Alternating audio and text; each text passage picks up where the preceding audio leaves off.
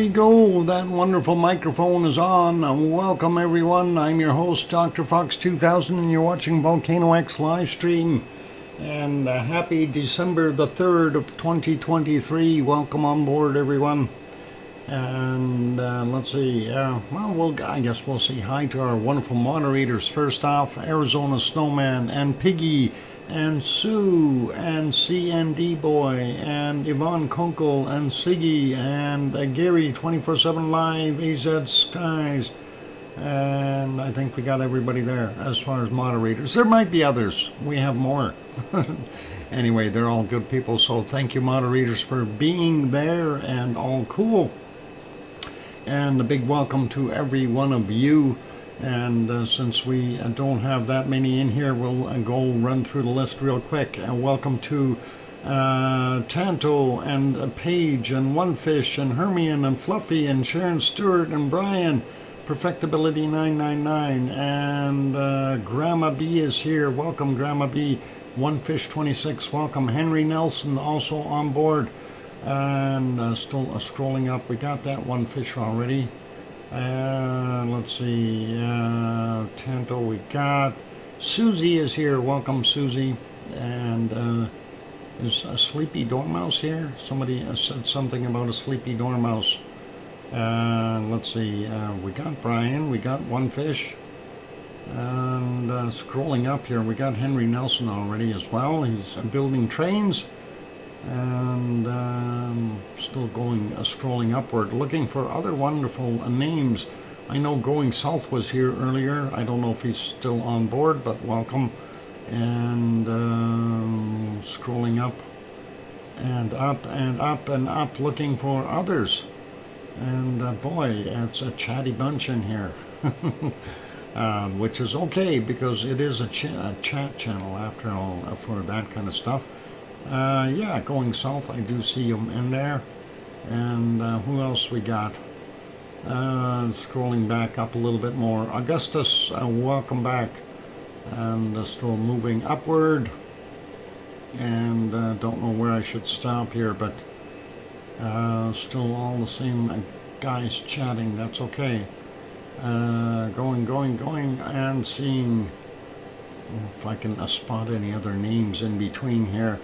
No, all the way to the top. I don't see anyone else, and all good. So, for those good people who I did not say hello to, welcome, like Tom Dice and Pepper. Hi all, lurking. Pepper driving me home. You should see the look as she is getting. The looks. Oh, wow.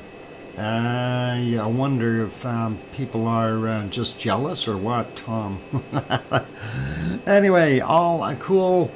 And yeah, that's welcome to everyone. I'm glad to have you on board. So, what's new in Iceland? Well, I don't know. Not a heck of a lot. We're watching the continuation of our scenario here where there is apparently still inflow and you know, there's still uplift.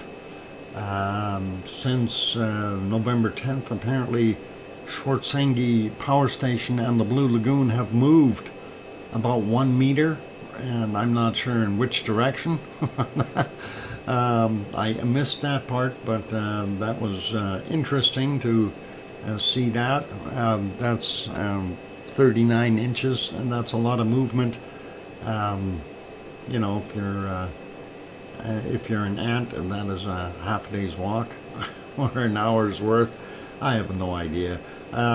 Anyway, yeah, so that is kind of interesting. Also wanted to throw in this, watching our chart. That is also getting kind of weirdish as well. Refreshing it just so we can see what's going on here. And of course our magmatic kind of started off level for the day, and then all of a sudden started increasing, and I thought yes, keep going, and we're gonna pop, and then it decides to level out again. Same thing goes with our seismicity, but our tectonic movement is on the way up.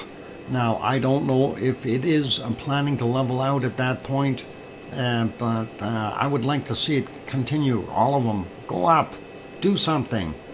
But this is still a positive as far as I'm concerned, because we're getting away from this pulsing thing, seeing a little bit more action. So something is got to be amiss, something is moving, and we'll see what happens. Now there's a few of the other charts which are kind of interesting as well. ODF is one of them that looked a little odd, and there you can see it. And this, of course, is over in Frankenfeld area, and we see the magmatic rise about the same kind of style as what we've seen at Grindavik, and the same thing with our seismicity, but our tectonic movement way up. And I'm wondering if maybe, hey, Yvonne Kunkel is here. Maybe Yvonne Kunkel can shed some light on this. How come we're seeing so much tectonic movement at the northern end of Frankenfeld? I know that's a tough one. I don't mean to put you on the spot, but welcome, Yvonne. Good to see you. Another big earthquake in the Philippines. Yes, we have seen that. There certainly was, and it's in the same area as well. And I hope it wasn't anything too bad. Pokes at the fault. Yep, one fish, careful, and that'd be dangerous. You might get, we may have a fish fry. Anyway, oh, I think I scared Yvonne away with my question. I hope, Yvonne, you don't have to answer. It's okay. Just get in here and chat with the rest of us. That's all good. Oh, move, God, poor Philippines. Yeah, yeah, it is what it is. You know, the stuff in the Philippines is not good. Hundreds of aftershocks after the 7.6. Yep, and that is right.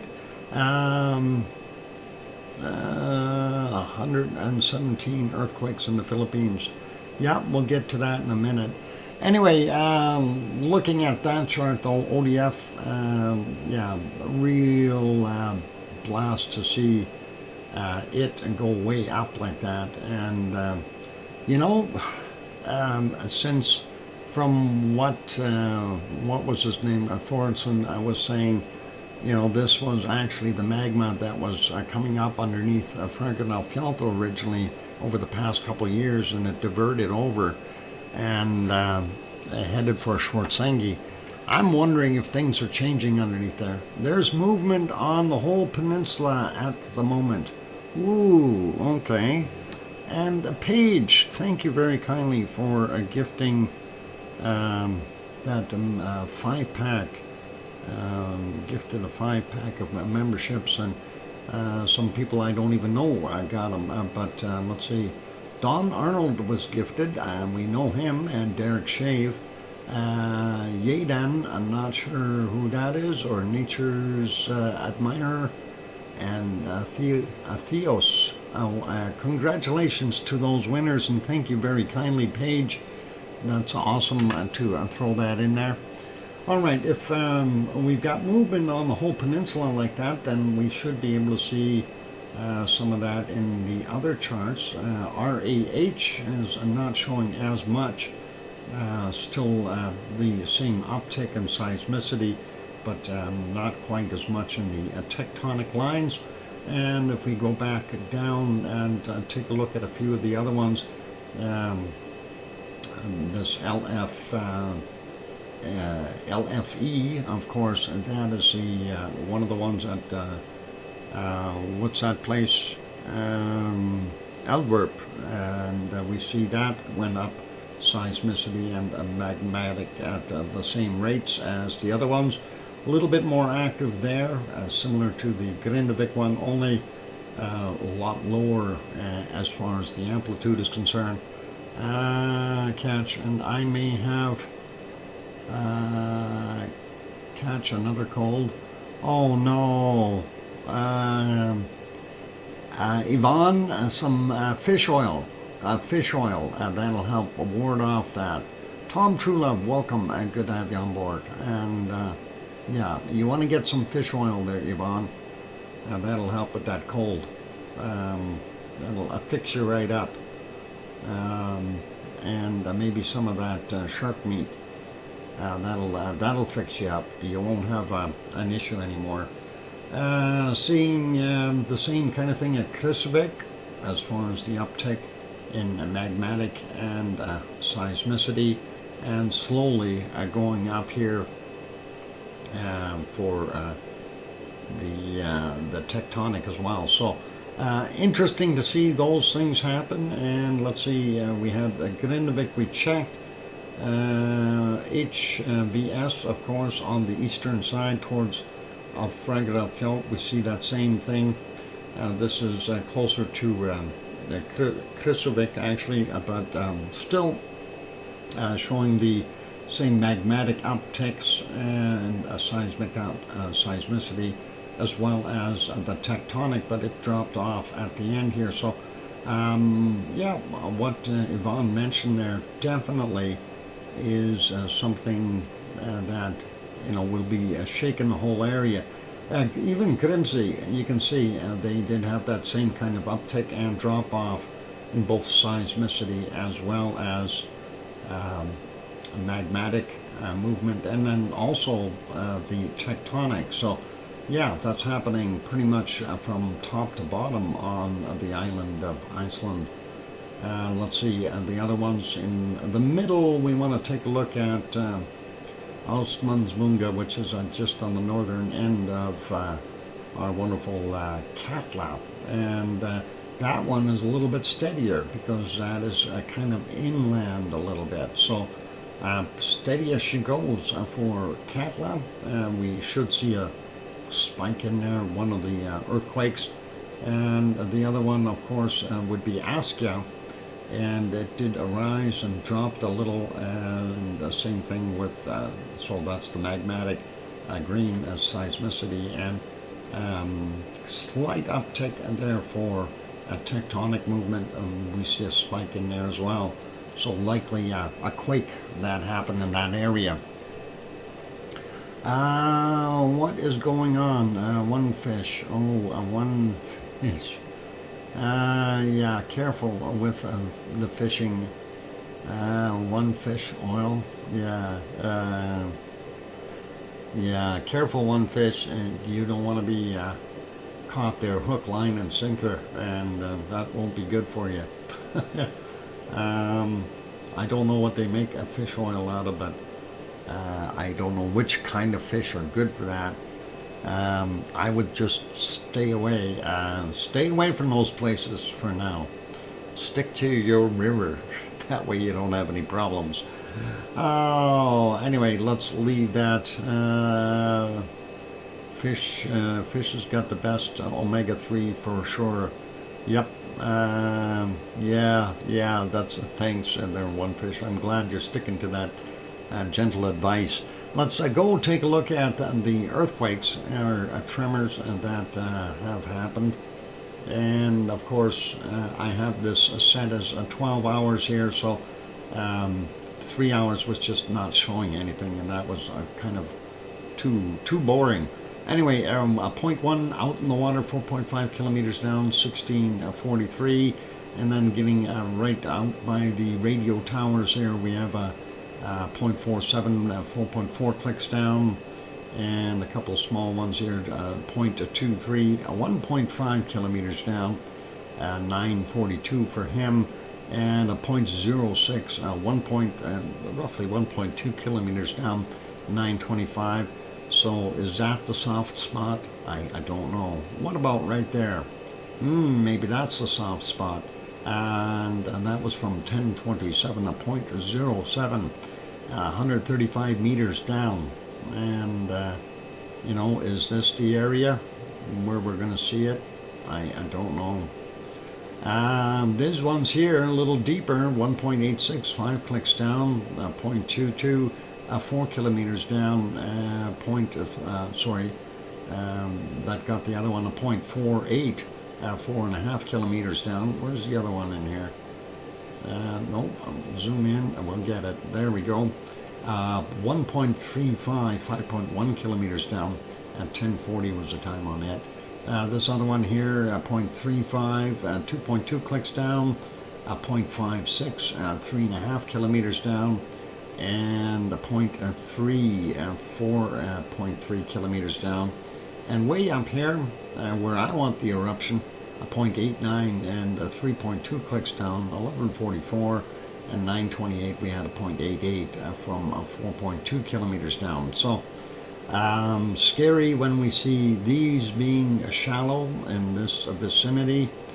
And you know, is that in fact where the dike intrusion is pushing up the most, or something like that? We don't know at this point in time. Haven't seen anything showing that it would be popping up there right away, but you never know. It's still a waiting game. It's still kind of a mystery to see. And just because the quakes are a little higher up does not mean that that is where it's going to pop either. It could just be inflation in this area here, and this being kind of a cracked edge of whatever is inflating. We do know though that the original dike intrusion was 15 kilometers in length, following kind of that path here. So that is kind of what they were talking about, and hopefully we'll see this thing calm down. We did see a bunch more quakes up here around Krisavik as well. Nothing major though. I'm not going to worry about those. Nothing at Katla, nothing at Eyjafjallajökull or Hekla. We did see a little bit of action here around Grímsvötn, and this one is a 1.08, 135 meters down from 1338, and a 2.12, also 135 meters down. These could be ice movement.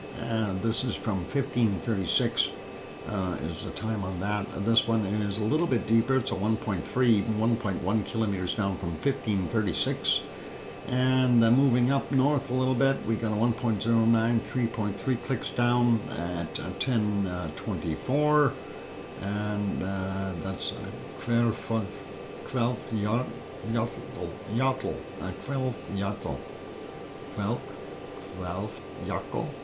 something like that. Never mind. How about this one? It's easier to pronounce, Askja. And it's 2.6 kilometers down for that zero from 1720. And a 0.92, 4.5 kilometers down from 1257. And this is out by Herdebreit, and that is from 1741. 0.3 of 7.4 kilometers down, and a 1.1 clicks down from 1847. And nothing up north, so everything is quiet there. But we did see this one, and this is a little odd, out of the place, and we don't normally see quakes over there. Anyway, 1154, and that is from 2.4 magnitude, 8.7 kilometers down, and that is what we got. So that's kind of our quakes for today there, and very, very interesting. But since we're talking about quakes, let's go over to the other quakes here for a second, and we want to take a look at, it's going to take a second here for it to reload.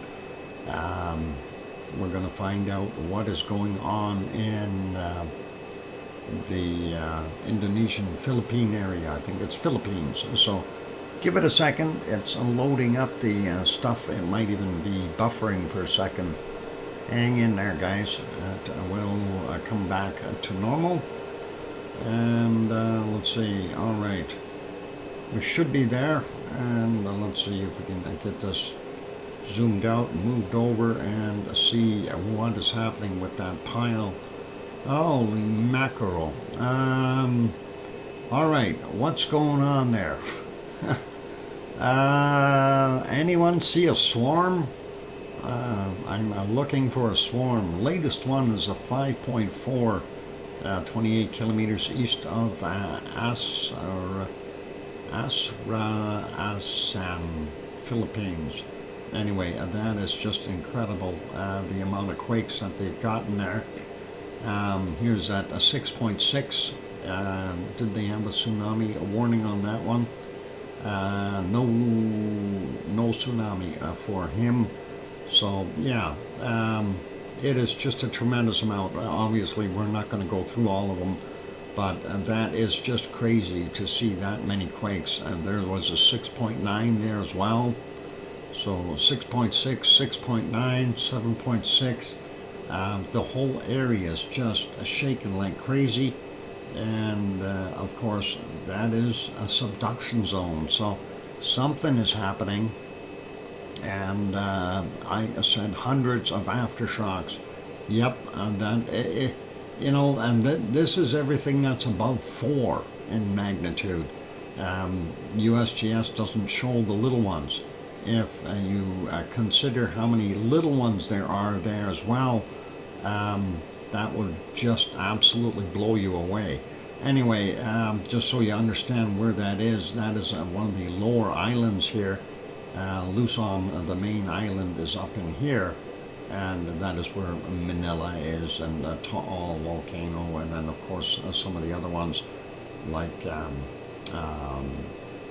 what is it, Bulasan and Mayon and that kind of stuff. So just incredible. Oh, we had another quake, and well, 5.4, another 4.7. There it is.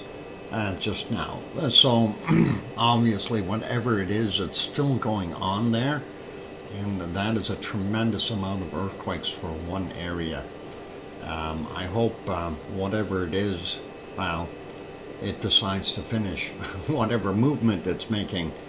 I don't know what the heck is going on underneath there, but that would be interesting to see what's in fact causing all those quakes, you know, and some of them are just huge in size, and you really have to wonder, so what the heck is going on, right? But hey, it is what it is, and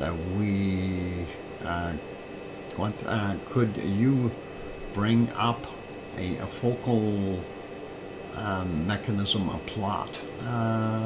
Not sure what you're referring to, but no, I don't think so, not right now, if that's what you're asking. And King Cullen is there, and then you could see what kind of fault mechanism it is. Okay, a good point there, ECAT Vince. Okay, yeah, we'll leave that be for right now. But yeah, oh, is that a new one as well? I didn't see a 7.0 out there before. They just popped that on there. That was from 12:50 their time. So yeah, or did they resize that one? I think they might have resized it. Oh no, it disappeared. I thought they had another quake. Darn it. Okay, USGS messing with us. But anyway, the thing is, the earthquakes are sloping down the plate. Yeah, well, if it's this plate is subducting underneath this area here, so the direction of travel is inward towards the mess, and this is likely being uplifted as things are curving down. And I don't know how steeply it curves in that area. I know further up, like underneath the Chinese area, this area actually goes down on kind of an angle in underneath here, which resulted in these mountains in the background here. But I don't know about this area here, and I really haven't paid much heed to what goes on underneath there and how that plate is actually pushing under. I'm going to have to see if I can educate myself. And GeoHub had a video on this. Oh, okay, cool. Maybe if you can find the link for that particular video, Sue, that might be good. If we can drop it in the chat for everyone, just entitle it GeoHub and then space and drop the link, kind of thing, that might help. It is, yeah, definitely a subduction zone, and of course the Philippine Islands are being uplifted. So that's kind of, at least that's kind of what we think is happening there. We could also have that spring action as that plate is sliding down, it is pulling it down a bit, and this is the recoil action of it letting go and the slide continuing to happen. Oh, they put that a big one back on, the 7.0. Wow, USGS is doing their thing. I guess they are confirming the quake, so very interesting to see that. Anyway, it is time for me to take a break. We're going to put us back over here, and let's see, what view do we want here? I don't know, we'll leave it on that one, I guess. All right, and we'll make sure the cameras are turning, doing their thing. Okay, so got that fixed up. For those good people who are here, if you have not yet bumped that like button, please do give it a quick shot. Also, if you have not yet subscribed, consider subscribing if you feel we've earned it. And on that friendly note, I'm your host, DrFox2000 here in Edmonton, Alberta, Canada. And I am going to go take a break. And please keep smiling. And oh, let's see. I just got an email in here. I sent you oh, okay.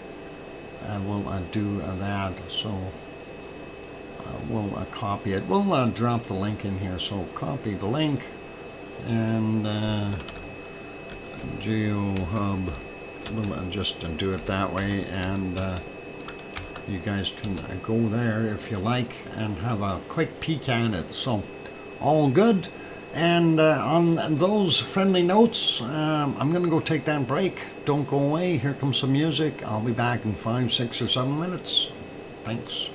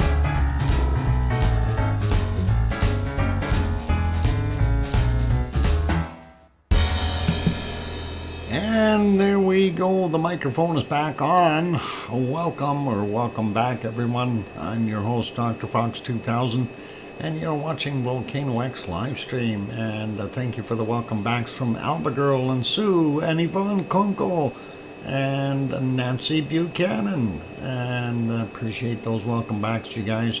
And welcome, Nancy. Good to see you on board as well.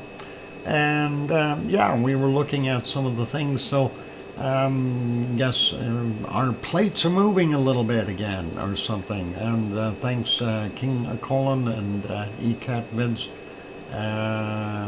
and also Hermine and Fluffy and Paige. And I hear you, Dr. Fox 2000. Hamster is back. Thanks, Sharon and Susie. Thank you. Anyway, all cool, and I hope I got everybody there. Wolves are cool. Yep. Yeah, they could be, and they can huff and puff and blow the little piggy's house down, unless it's made of brick. But you know, you still want to make sure that the brick is really well mortared and everything, maybe even double layered. That would be better. But anyway, let's continue on. So we got the gist of what's going on in Iceland. In other words, you know, it's still one of those scenarios where, yeah, we're still waiting, and eventually something will give, and he won't get so bored anymore, and we'll go from there. So hi Doc, hi all, hey Doc, what's that yellow glow on the right of the tower? The yellow glow to the right of the tower, when the camera's panning back and forth, that is the greenhouse. That is the same as what you see on the top left screen, on the left hand side there. That is the greenhouse, is glowing. And that's what's going on. So merci tanto, and for the welcome back. Okay, let's carry on though with other places around the world. The orange house, well, yeah, I guess we should call it an orange house, since it's really not showing up as green, is it? The orange house. All right, we've officially changed it from a greenhouse to an orange house. That's it. ECAT Vids said so. Orange house, that's what it is from henceforth. No more greenhouse. And that is all we've got to say about that. All right, let's go and see what else we got in other places. And we'll go to our wonderful, nope, not Samaru, but I'm going to hit that button anyway while I'm there. It had gray just like the other ones. This one here, this is called Popocatépetl. That is the mist of Popocatépetl, or the fog of Popocatépetl. Anyway, let's see if we can see Popocatépetl.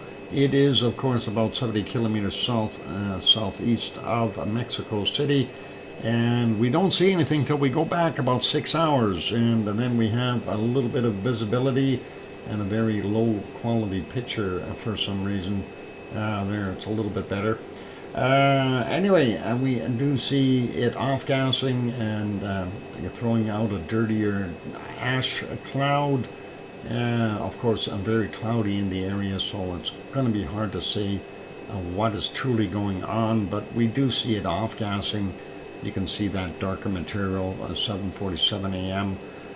Getting to the golden times here, we had the attack of the other clouds trying to overwhelm it and hide it, but it didn't do so well. It still looks mighty colorful there.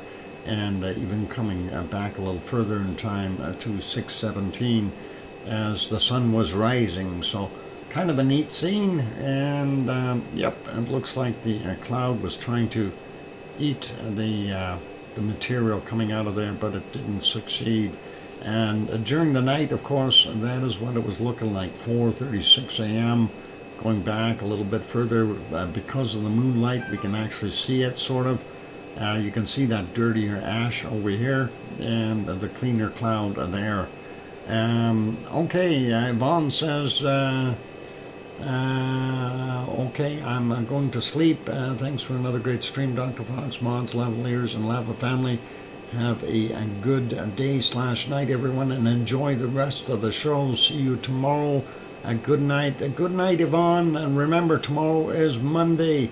Back to regular hours in later in the evenings. And hopefully that'll be okay for you. And yeah, give those lava workers a poke in the morning and tell them to hurry up and make something pop. We need lava desperately. Thank you. And good night, Yvonne. Lavally dreams. Anyway, we're going to put Popo Cathy Pedal back to live. That is the present condition at 1544. And we'll make that smaller. Go to the next one. And that one is kind of suffering from the same fate. This is a Fuego, and a Fuego down in Guatemala. And I don't know if we've got any visibility. Hi, Piggy. Good to see you. Oink, oink. And welcome on board. Going all the way back here to 746, we do see some very darkish gray off-gassing and tephra being thrown out. You can see some of that is sticking fairly close to the top of the caldera here, top of the mountain, and that's usually an indicator that it's very heavily laden with ash and it doesn't want to fly away that easily. So likely a little bit of a material coming down the side of the hill. It wasn't puffing as often as it was yesterday. We do see a few other ones. 6:20 a.m. it had a little puff there, and then we get back into our nighttime stuff.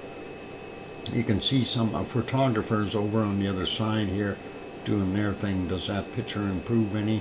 We'll see. No, not by much. Just more photographers. And let's see if there was an actual pop. No, that one didn't produce any wonderful spillage, but this next one did. You can see a little bit of that lovely lava flying out of there. The bigger chunks of tephra landing on the edges of the volcano and tumbling down. And of course the picture takers here are having a good time. And is Irish Monk here? Oh wow, I didn't even see him sliding in here. Where'd he go? Irish Monk. I didn't see him. He snuck in while I wasn't looking. I must have been preoccupied. Oops, Yvonne. Yeah, Yvonne just left. Sorry. Can't help you there, Irish. Yeah. Anyway, that is what we've got going on. What pig where? I see hi, Sting. Saying hi to many response to hugs and throws a sweet in the air. Sweets in the air, which watches them land on them. Okay, cool. Awesome, Piggy. And Piggy's throwing candies around. Careful, put on your hard hats. Anyway, going back a little bit more, I didn't see anything really major popping up there. There was a couple of small ones, like this one here at 412. It really didn't culminate into any major eruption, but certainly a large glow at the top of the caldera for Fuego, so that was kind of nice. But it is active, so we'll continue to watch it. Oh, and that is popped out of the clouds there for a second, and you can see that is the live shot. Up top there, of course, is their camera is freezing. Anyway, yeah, we've seen a little bit up top there, with that cloud kind of nestled right in the way, so we can't see things. Anyway, let's leave that be, so we know it is puffing and doing its thing. Off we go to our next one a little further south, and this one is from Masaya volcano in Nicaragua. And Masaya, of course, continuing to off gas. You can see that plume heading up to the right top corner here of the photo, and these are updated every 5 minutes or so. So let's see what we got right now. This is the present one, and yeah, you can definitely see where that plume is and the caldera. So nice a shot, something we can actually look at. And we'll go a little further south, and I don't have much hope for Recon de la Vieja. That camera is broken, so wow. Piggy just renewed her membership, 22 months. Thank you very kindly, almost 2 years there, and you are welcome, Piggy, and thank you for being part of the channel and supporting it, and supporting it with all the bacon seeds and everything. So I really do appreciate it, and thanks for being here. And let's go to our next one, and that is Villarrica. I did capture this earlier here, so just watching this go by, you can see more off-gassing and more activity from Villarrica. We apparently do have a report on Villarrica, and I think we'll show that in a second. It's just that this was what the present situation is, so that is not bad. I'm going to put this one back there, and pardon going through this map, but that is the scene that I've got them loaded in on, and here's the report from Villarrica. So a lava fountain within the summit crater at the Villarrica volcano last night, and the POVI is the ones who captured that. That's 1 minute after midnight, and you can see that lava fountain somewhere getting close to that 100-meter mark, or 300 feet. So that is a pretty awesome Strombolian activity. And there's Villarrica from up top, looking at it via Sentinel-2, and that is a big snow-covered mountain, pretty cold looking. And then, of course, here's something else that is not part of the system. Let's get rid of that. And vigorous Strombolian activity appeared at the volcano last night. A lava fountain blasted to perhaps 80 meters in height. Even some lava jets surpassed 100 meters above the vent. The event was associated with glowing emissions of water vapor, gases, and ash, resulting from the cloud-free satellite image on November 26th. The upper to mid snow ice covered southeastern slopes of the edifice are being tephra affected, resulting in periods of ash emissions, and 2 lava filled pits or craters approximately 80 meters deep continue to be active at stable conditions, suggesting a delicate equilibrium between heat and magma supply and loss through cooling and mild emissions during degassing. The volcano alert level remains at orange, with a 500-meter exclusion zone around the main crater in place. So pretty cool. This is a little video, and we'll see if that plays. Irish monk throws in, I cooked piglets. Oh no. Oh no, Piggy, hide. Piggy, hide. Irish monk. I'm writing that down. Irish monk. €2 super chat. And I hope Piggy is hiding, because I'm about to tell you what I had for lunch. Piggy's mean cousin Charles. Wow, his ribs were really tasty. Oh, I had a really good lunch. I actually feel like having a nap. All the station, station a meal, yeah.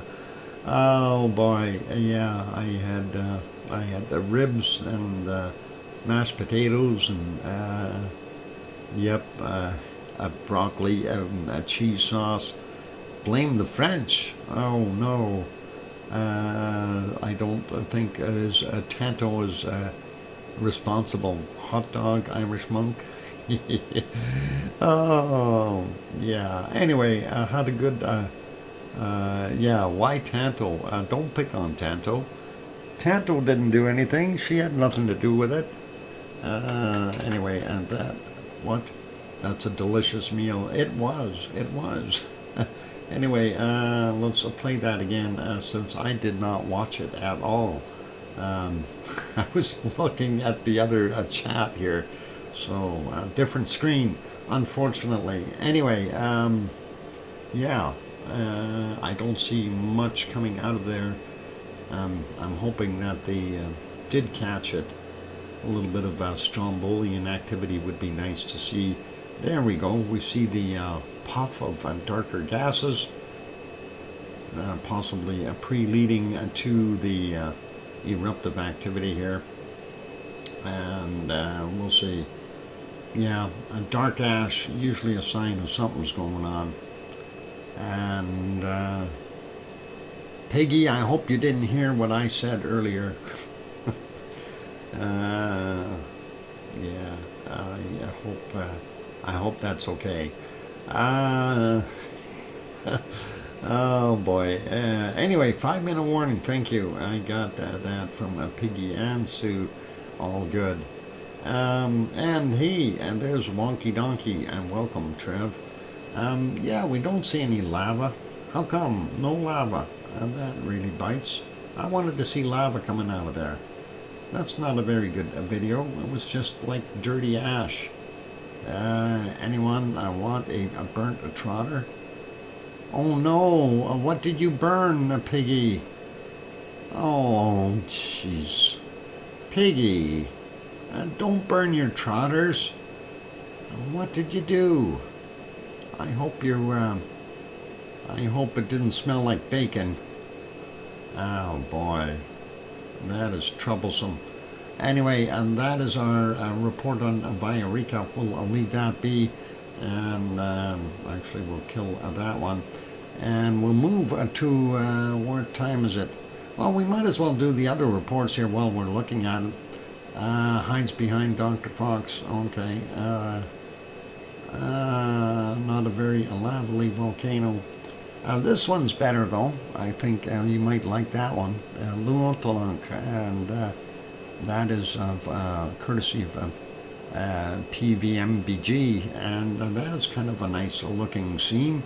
I like that picture. And intense Strombolian eruption from Luotolank volcano yesterday, and that is pretty neat. Here's some strong glowing during the explosion from Luotolank volcano tonight, it said. So that is technically there tonight, or there last night, our tonight. Anyway, I'm looking pretty good to be able to see that. And unrelated, so let's leave that be, and let's see what it says here. The effusive explosive eruption at the volcano continues. Strombolian and occasional larger Vulcanian type explosions continue to take place from the crater within the main caldera. Viscous gas poor magma continues to squeeze through the 2020 cinder cones conduit in search for a faster way up to the surface, and it is being fragmented into incandescent lava bombs and fine granulated tephra. Much of ejected material slides down the slopes and causes glowing avalanches. Gray ash-rich plumes rose to a height of I'm wondering if they're trying to say 6,200 feet or 1.9 kilometers. That sounds about right. Not 60,200 feet. Anyway, the sluggish paste viscous lava fusing from the 2020 cinder cone continues to fill the main caldera mostly. The outer eastern caldera flank seems to be fed by lava for some time. Okay, interesting. The new cinder cone starts to glow in 2020 within the caldera, currently 4 meters high. All right, so yeah, that's all fine and dandy. And looking at that, it's a nice shot though. I like it. A good picture. And let's get rid of that real quick, and we'll go to our next report. Krakatau in Sunda Strait, Indonesia. And here's a little blast from there. And yep, Krakatau has got some nice plumes. Just be careful where you stand, and that is an awesome shot. And it says a strong explosion from Krakatau was seen in the new webcam on December 3rd. Hey, it's a new webcam. Maybe we'll have to find that. That's a nice viewpoint. And here's another one, thick ash plume from the volcano today, and that is what we got. Pretty nice looking there as well. And what is the next one? This is yesterday's shot, so that was a volcanic eruption from Krakatau, and definitely popped there, so pretty cool. And this is yesterday's as well in the evening, and bright lava bombs and black ash plumes from the volcano yesterday night. And that is unrelated, so we'll get rid of that. And the intense eruptive phase of the volcano continues. Powerful volcano-style explosions continue to be generated from the center cone's crater. Abundant, ash-abundant gray to black ash columns containing a fine ash tephra rose to various elevations of about 8. What is it? Hang on. I missed it here. 857 meters. It's got other 3 different heights. 757 meters and 1657 meters, respectively, and giving the events in seconds there as well. So, pretty awesome to see that. Invest in longer lava sticks. Oh wow! Thank you very kindly, Lizoid. And threw in a $20 super chat. Thank you very kindly, Lizoid. Appreciate that wonderful support.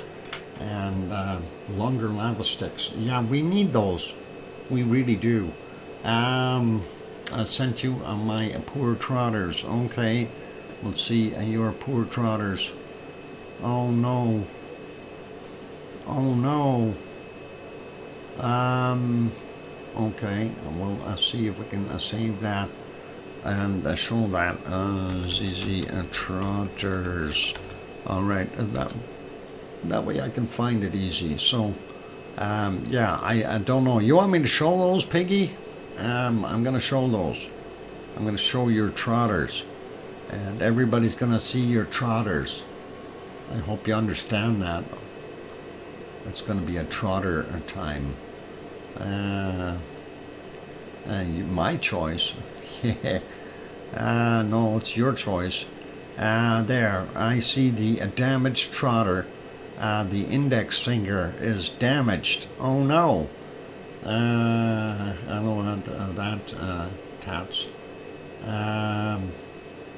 Okay. All right. So I see the one injured trotter. Is the other one injured too? Or what's going on with that? But for sure you got one injured trotter there. Trotter in UK, Cruben in Ireland. Okay. All right. Well, it is definitely got an injury. I hope you didn't hurt yourself too bad there, Piggy. Dr. Fox, eruption of Mount Mara 1 hour ago. Mount Mara? Where is Mount Mara? And we know that there was an eruption at Marapi, if that is what you were referring to. Let's get rid of that trotter. Let's go over to Marapi here for a second, and we'll do the report on that. And I know I've got somebody sent me a nice video of it, but unfortunately I can't show that. Increasing rising ash plumes from Marapi today. Marapi is the one on Sumatra, not Merapi, but Marapi, the run near Kerinci. So that is this one, and there's some more stuff there, and you see the explosive action that happened there. Yeah, West Sumatra, yeah, Marapi. That is the one that we're looking at. This is unrelated, that's a Krakatau. So, but it says here, massive explosion occurred from the volcano's crater today at about 14:54 local time. A spectacular, perpendicularly rising, billowing gray to black ash column reached to 50,000 feet or 15,200 meters elevation and drifted to the southwest. The large eruption also produced a dilute pyroclastic flows, gray-driven mass flows, or gravity-driven mass flows, sorry, and raced over the northern flank, reaching an extent of about 3,000 meters from the summit, or 3 kilometers, if you will. And the eruption had no detection precursor. In other words, things can pop at any point in time, i.e. Any significant indicators of increased levels of seismic activity or ground deformation, and the kind of surprise local volcanologists. Only 3 volcano tectonic quakes were detectable between the 16th of November and December. So yeah, not much activity there. Let's see what this one shows. There's some audio, we got to cut that off so we don't get copyrights. But yeah, that is December 3rd's Marapi eruption. And wow, that is huge. And that is also very, very full of tephra and stuff. Let's see what this video shows. This is another one of it in action. And man, that's a huge column. That really is. 3 videos on this report. Yep. I got the second one playing, so it is, you know, like, holy mackerel, that is just right out to lunch. That has to have some power to be able to push a column up like that. There has to be a really significant amount of power. Here's the third video, and we'll show that as well. A slightly different angle, and yeah, it's kind of one of those things where you really want to stay back from the volcano, and the rest is older history, so we'll leave that be. And yeah, that is pretty scary. I hope those people in the area are safe, and hopefully we'll see what happens there. And all right, we're sitting well over the break time here, so let's get us back to our stuff here. I'm going to remove that Marapi one there for now, and we'll get us back over to our multi-view. You're late for your date with a Pepsi. You got it, Piggy. I'm doing it now. I'm hurrying. Otherwise I'm going to be in trouble. Anyway, for those good people who are here, please give that like button a quick bump if you haven't done so already. Also, if you have not yet subscribed to the channel, consider subscribing if you're peeking on in. And on those friendly notes, I am going to go take a break. I want to say thanks again, Lizoid, for throwing in that wonderful $20 super chat. And that is awesome. And welcome Andre, and let's see, who else? Paul Williams, of course. Kevin Haynes is here, and Chuckster also in the house. So thanks, guys. And I'll be back in 5, 6, or 7 minutes, and we'll take a look at some bacon seeds then. Don't go away. Here comes some music. I'll be back.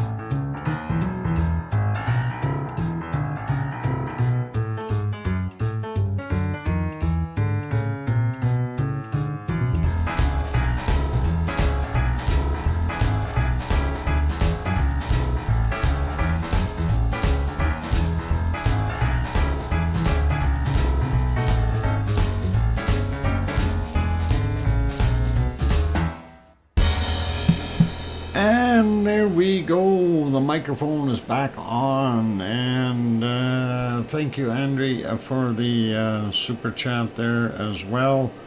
So I want to say thanks to John Raper for throwing his in, and Irish Monk for testing there, and Andre for throwing in the Icelandic kroners there.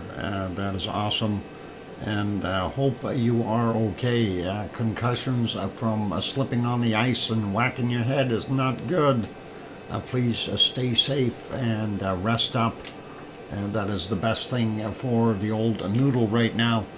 And thanks for the welcome back. Welcome backs from Tanto and Kevin Haynes and John Raper and Paul Williams and Alba Girl and Sue and Piggy saying welcome back, Daddy Fox.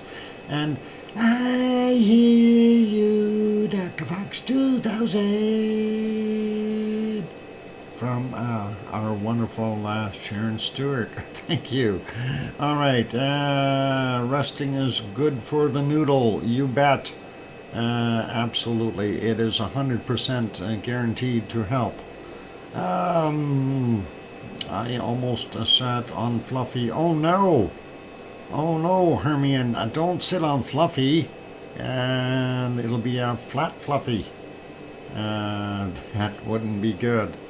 Flat fluffies are not good. Anyway, that's our last bacon seed from yesterday, and it wasn't real. Let's get into a real bacon seeds, and we'll try this one. And these are ones that Piggy sent in, of course, and she does such a wonderful job. Can anyone email email a corkscrew, please? Oh boy, that is tough. Here's a basket full of bacon seeds, and there's 4 in there that I can see, and they're all snuggled and sleeping. So shh, quiet. They're all sleeping. Still in hospital and will be discharged tomorrow. Ooh, okay. Well, I hope you get some rest there, Andre, and that'd be awesome. Hopefully that everything is okay. Next one is this little guy, and he's kind of looking at something from his bed, and obviously feeling pretty comfy. Got his trotters tucked in there and was likely having a snooze. All he needs is a blanket over top, and he could go have a nice rest. Let's go on there now and see what our next one is. Tucson tiny pigs. That is a teacup pig, and he's got a smirk on his face. And David is here, or Dave, welcome. And we'll continue on here. Next one is this one, and that one's got a pout on his face. Says, what do you mean I can't play anymore? I want more balls. Okay, cup is overflowing. Yeah, this one definitely has a pouty face for some reason. Anyway, let's carry on. This one's sitting by the fire, enjoying some warm temperatures, and don't get too close. You'll turn into bacon like Piggy, and you'll end up with damaged trotters if you get too close to the fire. We don't want that. That could hurt. Next one is right there, or 2 of them, and they're in their little cribby basket there. Dr. Fox, it wasn't me pouting when I got told no more tattoos. Oh, that was, oh, no more tattoos. Darn it, isn't that bad, Piggy? That definitely was a pouty face. Next one is this one. Another one going by the fire and warming up. That's one of those fake fireplaces there that has a little heater in it. And of course, he's enjoying the warmth. and it's nice. And yep, I'm enjoying that. I bet you Piggy curls up in front of the fireplace too. She's probably got those same blankets. Anyway, let's go have a look at our second last bacon seed. Oh, and there's one in the tub. Got some fruits. And all we need is water. And we can have a hogwash. A fruity hogwash. That'll be cool. Anyway,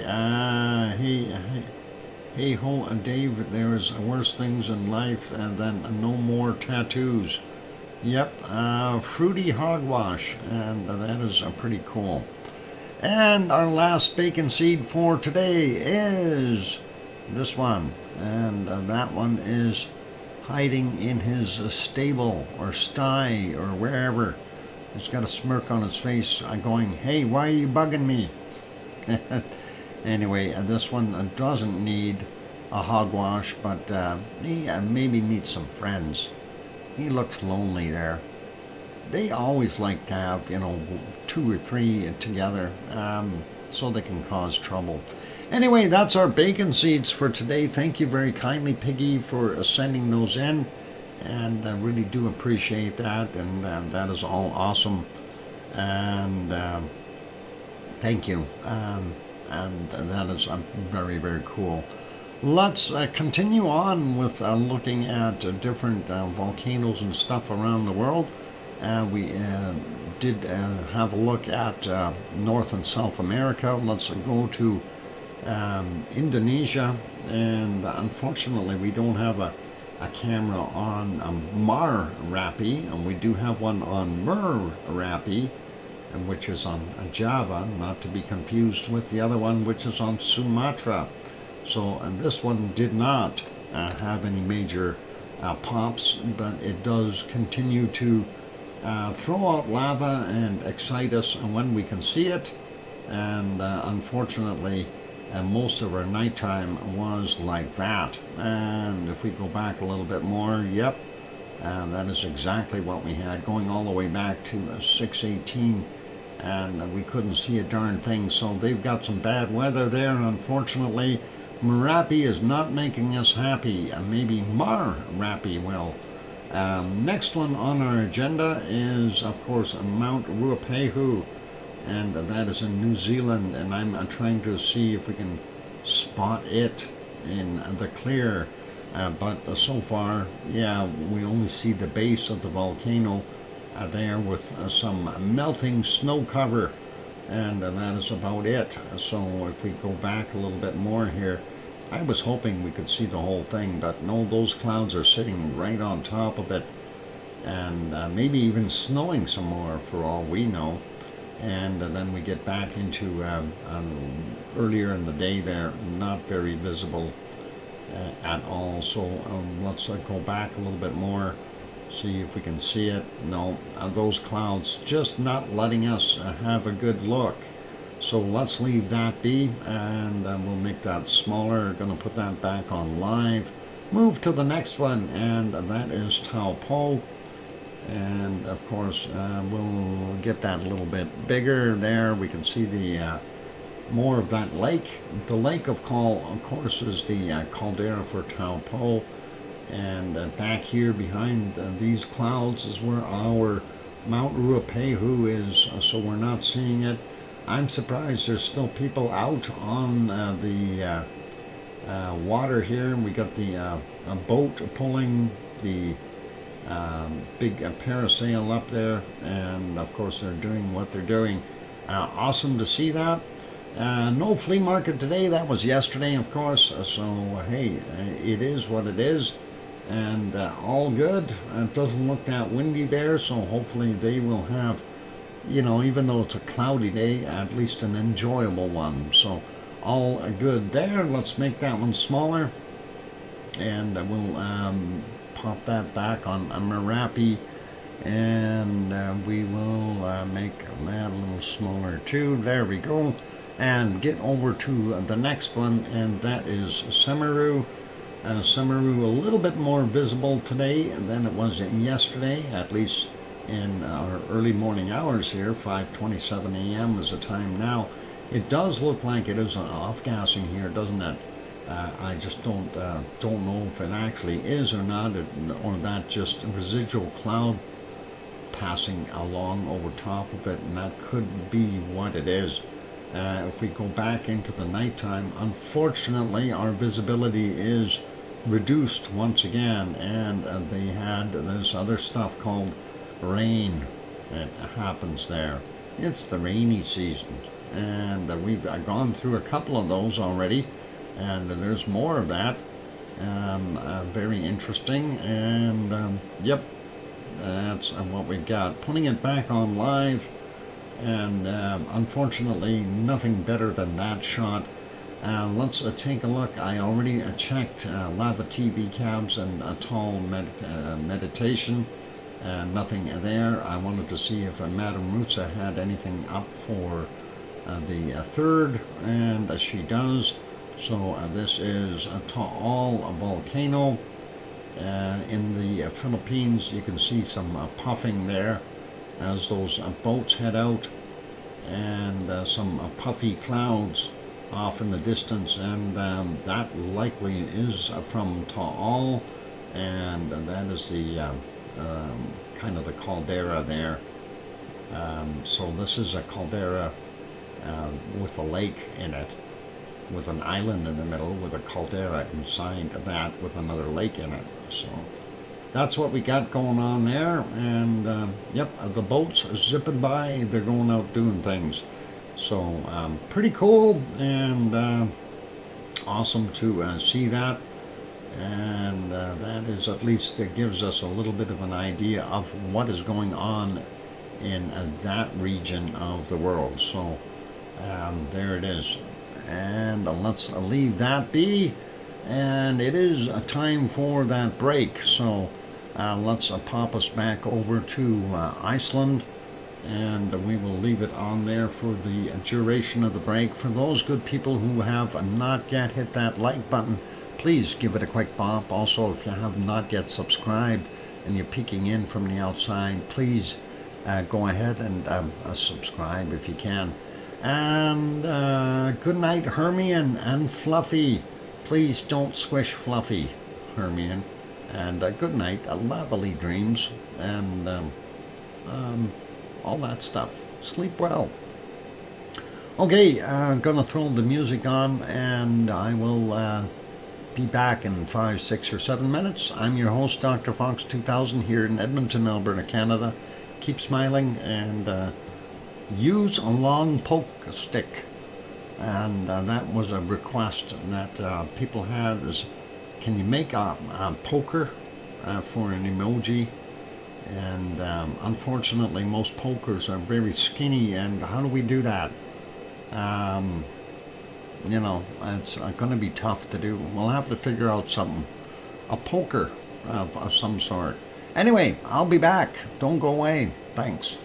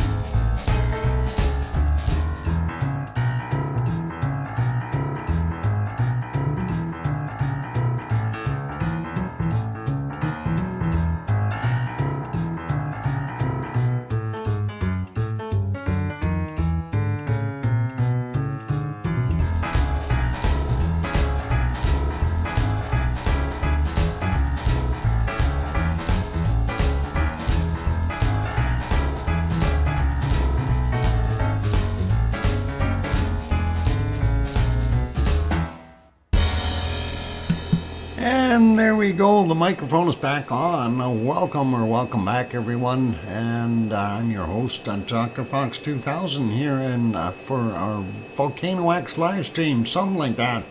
Hey, sometimes I wonder what I'm doing here. Thank you for the welcome backs from Tanto and Kevin Haynes and Sue Hayes and John Raper and Paul Williams and Paige and King Colin, and I hear you, Dr. Fox 2000 from Sharon Stewart. Boy, she can hold that note long. Anyway,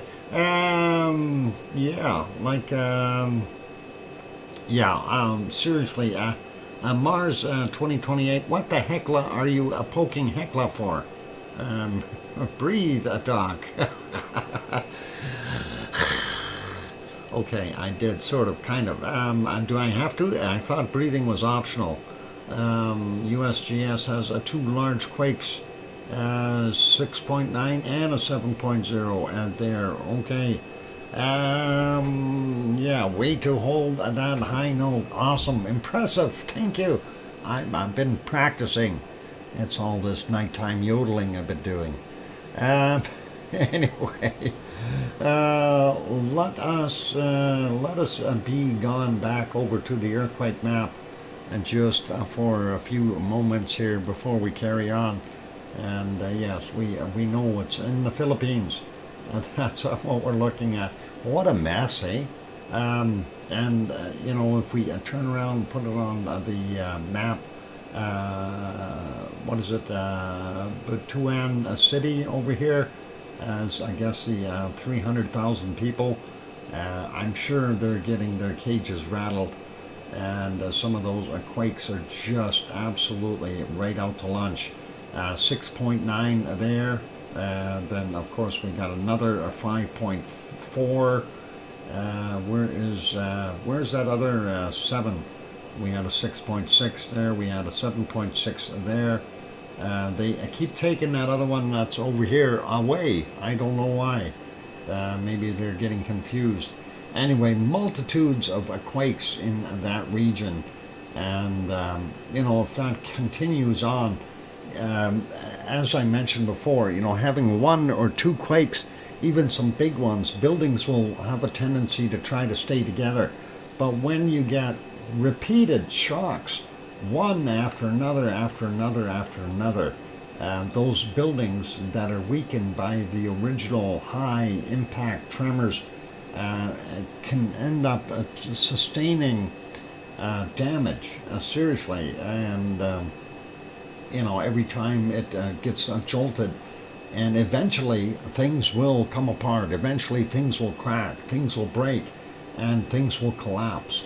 So I hope these people are heeding those words and understand that, and they live in a very earthquake and volcanic active region of the world, so quakes are not uncommon there. But to have so many in such quick succession and of such large magnitude is sometimes something that is unexpected. 7.6, 6.6, 6.9, wherever that 7.0 went, we have another 6.2 there, 6.0, 6.4. These, it will take toll. Everything in that region that feels those direct shakes is going to take toll on this. And, for what we've heard wasn't that bad yet. I'm sure things are going to progress and be horribly, horribly bad for these people in that vicinity. And I'm thinking the larger area here, hopefully things will calm down. Hopefully these people will have a chance to evacuate and perhaps go further to the west, away from that seismic swarm. There is the 7.0 is back on the map, and that one too, from 1250, 10 kilometers down, it says, because they don't know exactly how far down it is, and no tsunami for that one either. So we can leave that. And yeah, that's just incredible to see those amounts of quakes there. But they are so lucky that all this emergency wasn't, or all this energy wasn't released at once, unlike what happened in Turkey. And yeah, it's still though, the thing is, Mars, the repeated quakes, as I just finished explaining, it takes its toll on buildings and structures. And, you know, infrastructure will end up being damaged. Infrastructure will start collapsing, and it's going to happen, you know, time and time again after these quakes. Dr. Fox, if you've ever question what you do, you saved my life and the only person I know with a car and a pig. If you ever question what you do, you saved my life and only person I know with a car and a pig. Awesome. Well, I have a car and I have a pig. No, we got Piggy. Piggy is cool, and that is all good. Irish monk, just take it easy, my friend, and you will succeed. Positive thoughts, and keep things moving forward. Anyway, lots of quakes. They took that 7 off again. I have no idea why they keep doing that, but regardless of that 7, it is kind of just what it is. It is absolutely true. It will take its toll on the infrastructure, but at least people have a time to get to safe places. Yes, I am not nice or cool. Snub Pops. Oh, sorry, Piggy. Piggy is, yeah, Piggy is not nice and cruel. She is not nice, but she is cruel, apparently. And she's got an injured trotter, so her injured trotter, of course, is making her feel a little bit out of sorts. So, anyway, let's get over to Japan. We want to take a look and see what Japan is doing, and we'll go from there as soon as I can find Japan. Where did Japan go? Oh, I know somebody said it's on the other side of the world from me. Hey, look, an ice cream boat incoming. Everybody get down to the dock. Get your ice cream. Ice cream boat is incoming. Hey, they set up some lights here. Is these Christmas lights? That is cool. Something set up here. Anyway, yep, incoming ice cream boat. Head around down, folks. They'll be docked shortly. You can go down here, go down that road, see the lights. Well, you can't see them, but it's down there. It's subtle lights. Hang a left, go down to the dock, and wait for them. And it'll all be good. Enjoy your ice cream. Anyway, that is Sakurajima in southern Japan, right near Kagoshima.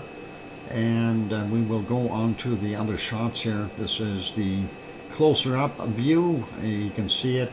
Not very heavy off-gassing, but it does look like our little vent out here in the front is throwing out some dirty stuff, while the other ones are throwing out cleaner gases.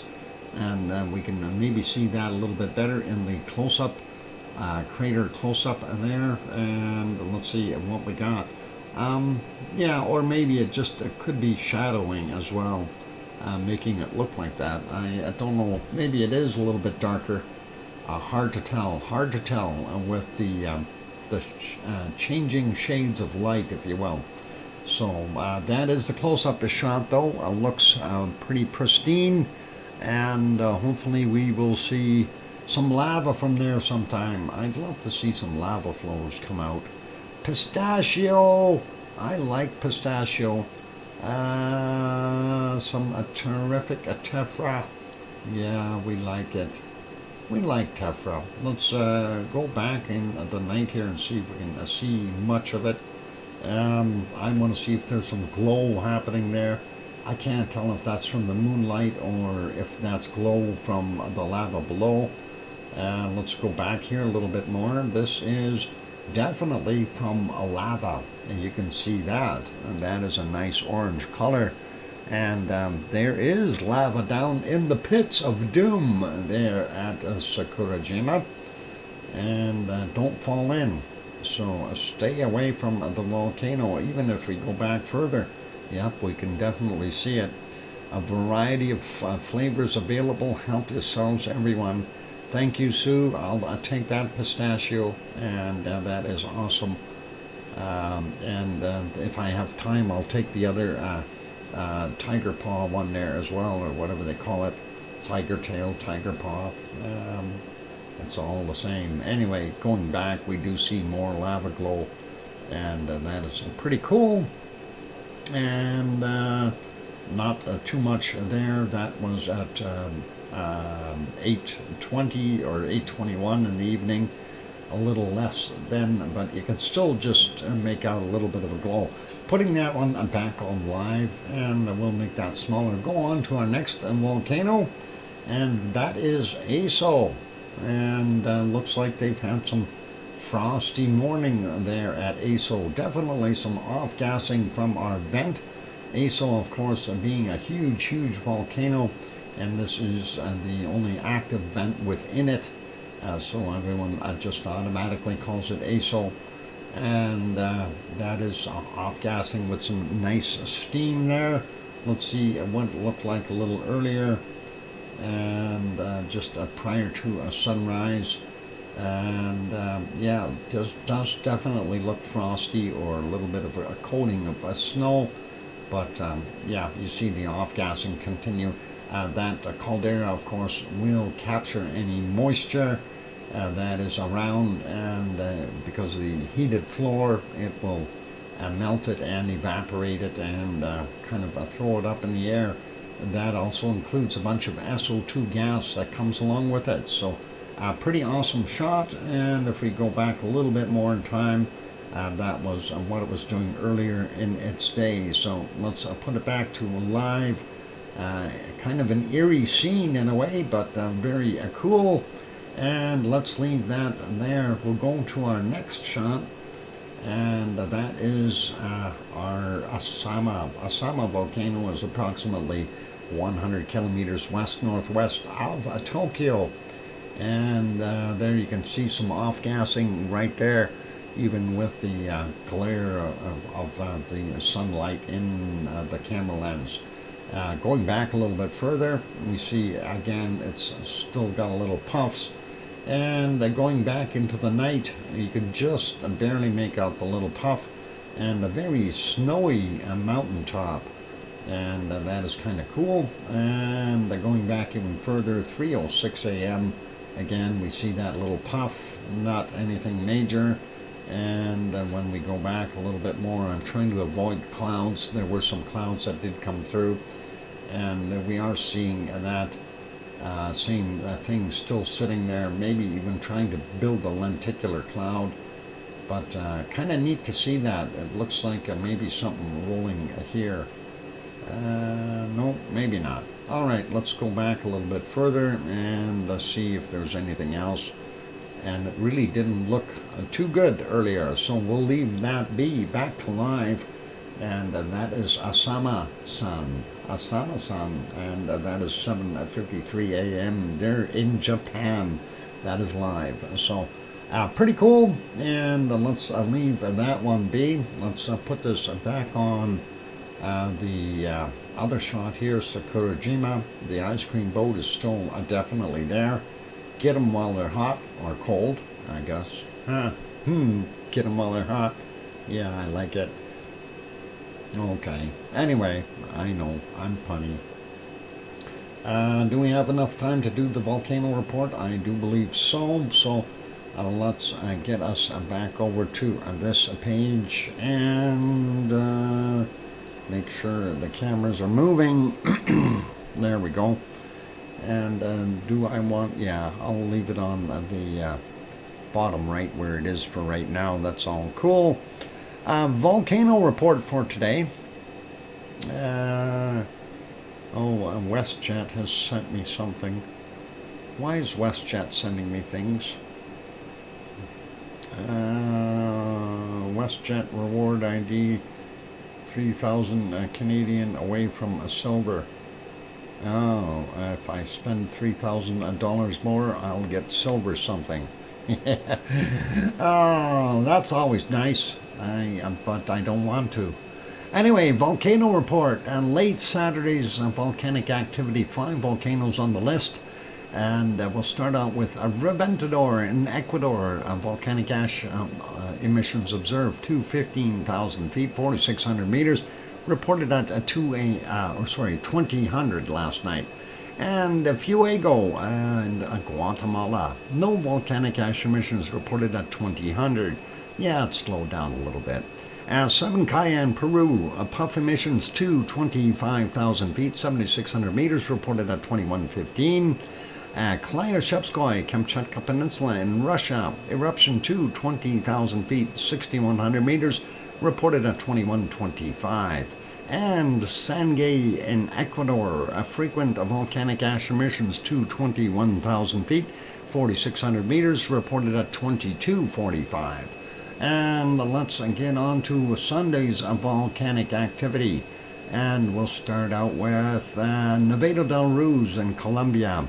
Volcanic ash emissions observed to 22,000 feet, 6,700 meters, reported at 5 a.m. Volcanic ash not observed, reported at 1645. Reventador in Ecuador, volcanic ash emissions observed, or observation volcanic ash emissions observed. Yeah, what? Oh, hang on, I got that wrong. I'm looking at the wrong line. Occasional volcanic ash emissions observed to 15,000 feet, 4,600 meters, and that's 7:45 a.m. And then Marapi on Sumatra Island, and that is a high-level eruption to 50,000 feet, 15,200 meters, reported at 8:45. And we have the separate email report we already looked at, and that is an incredible eruption. Sabancaya in Peru, continuous ash emissions to 24,000 feet, 7,300 meters, reported at 9:15. Sangay in Ecuador, light volcanic ash emissions to 20,000 feet, 6,100 meters, reported at 10:30. Luotalak, Lesser Sunda Island, Indonesia, eruption observed by ground observers, reported at 14:15, and we already went through that separate email report on that one. Villarrica, Central Chile, only steam and gases reported at 1500, and we had a separate email report which we already looked at as well from 1913. And Popocatépetl, Central Mexico, volcanic ash observed in a satellite to 22,000 feet, 6,700 meters, reported at 1745. And then Krakatau, Sunda Strait, Indonesia, separate email report, and that was from 1848. We already looked at that one as well. A big thank you to Sue Hayes for sending the volcano report in as usual. Thank you, and that is very kind of you. And let's see, and what else we got? Nope, we're good with all the other stuff. And it is just about break time, so we will do that. For those good people who are here, if you have not yet bopped that like button, give it a quick shot. I see we are at 98 likes on this stream so far. Let's see if we can push that over 100 real quick. Bop that like button if you haven't done that yet. And also, if you're sitting in the Lurkers Lounge peeking in and not subscribed yet, consider subscribing. That'd be really awesome. On those friendly notes, it is time for me to go take another break. And after the break, we will come back with having a look at our worldwide earthquakes. And let's see, well, I don't know when else. Maybe SO2 after that, and a little bit of weather. Whether we like it or not, don't go away, and I'll be back soon. I'm your host, DrFox2000, here in Edmonton, Alberta, Canada. Thanks. I'll be back. I'll be back. I'll be back.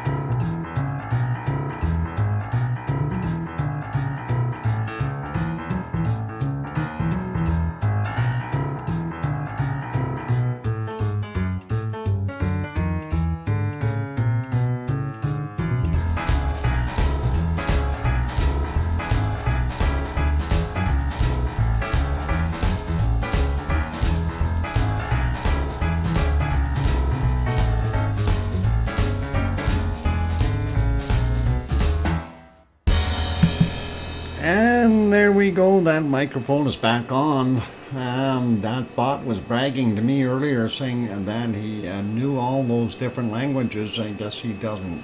Hang on, I gotta have a sip of Pepsi. Forgot to do that before I turn the mic on. Fine vintage. All right, thank you for the welcome backs from John and Paul and Kevin and Henry and Sue and Dave.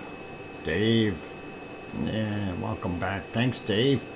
And thanks, Paige. Well, I guess Nightbot still doesn't know Ukrainian. I wonder if Nightbot misinterpreted it. Trying round 2 of sleep. A piggy, type in snow in Greek, if you can. Try that. And thank you for the welcome back there, Mars 2028. And I hear you, DrFox2000. And there we go. From Sharon Stewart. I got a vodka in my cola, Doc. Okay, awesome. And Piggy, good night if you're going to sleep. Sleep well. No, it's in the Greek letters. Greek letters. It's okay, Piggy. Get some rest, please. All the best to you. And that'll be okay. And all good. Anyway, we did want to go to our earthquake map and take a look around. That one is... I don't think that's a Greek.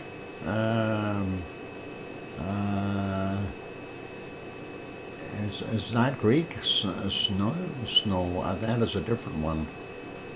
No, it doesn't know Greek. I thought it was with different letters there. We'll have to see. We'll see what we can come up with. We'll have to get that bot straightened out. I was hoping somebody would type it in Icelandic or in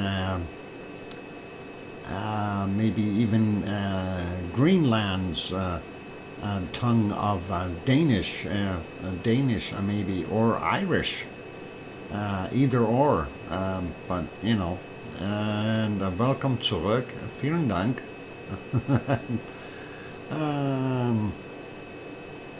All right, it's all a Greek tonight, bot.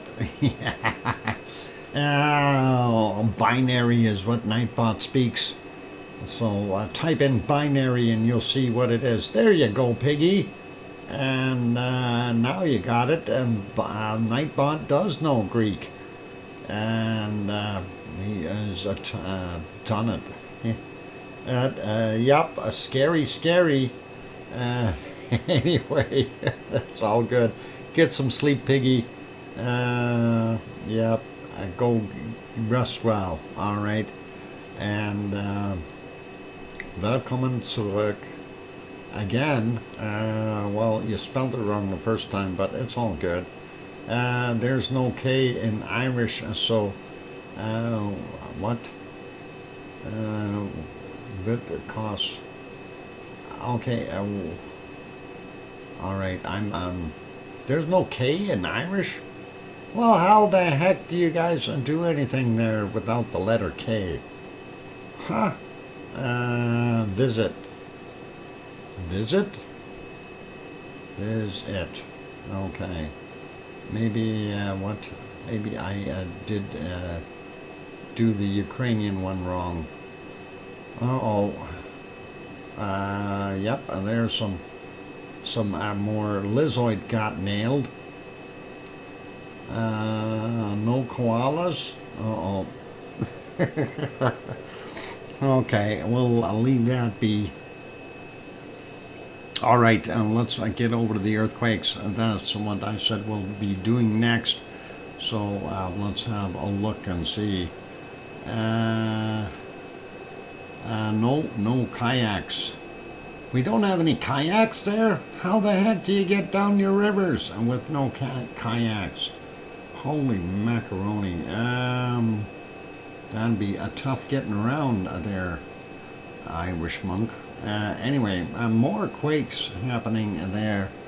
Another 5.1 in Indonesia, and that is not good. Anyway, we see that horrible swarm of earthquakes there, and hopefully they are taking heed and staying sheltered. What? No knowledge, no knees, no knees. All right. Well, if you got no knees, then that's okay. Anyway, let's continue on. Kamchatka Peninsula, nothing. Getting into the Aleutian Islands, very, very little. Couple little tiny tremors. 3.9 near Fox Island, 4:56 a.m., 35 kilometers down for that one. Looking at the other ones, it really doesn't see much else here. We got 3.1 at Yakutat, Alaska. That area, nothing major, not going to spend any time looking at that. Getting down into Mexico, we see a couple of quakes, 4.3, and that is at the skinny part, happened at 20:47 yesterday, 132.6 kilometers down. The other one a little further down, off the coast of Guatemala, 4.3, and that's from 10:03 today, 55.4 kilometers down. Just checking over here, Dominican Republic had another 4.1 from 7:39. And you know what I was saying about all those repeated quakes all the time, they do take their toll, and that will take their toll over here in Costa Rica, not Costa Rica, in Dominican Republic and Puerto Rico. You know, those little shakers and tremors are continuing, will shake stuff apart eventually.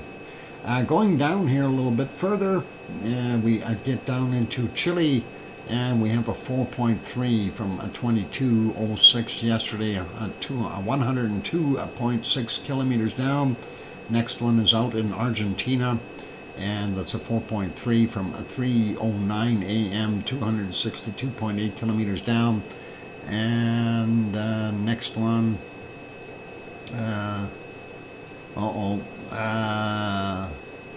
Maria Torres, por favor, Inglés, and no other languages, please. And let's try to do that, and that'd be great.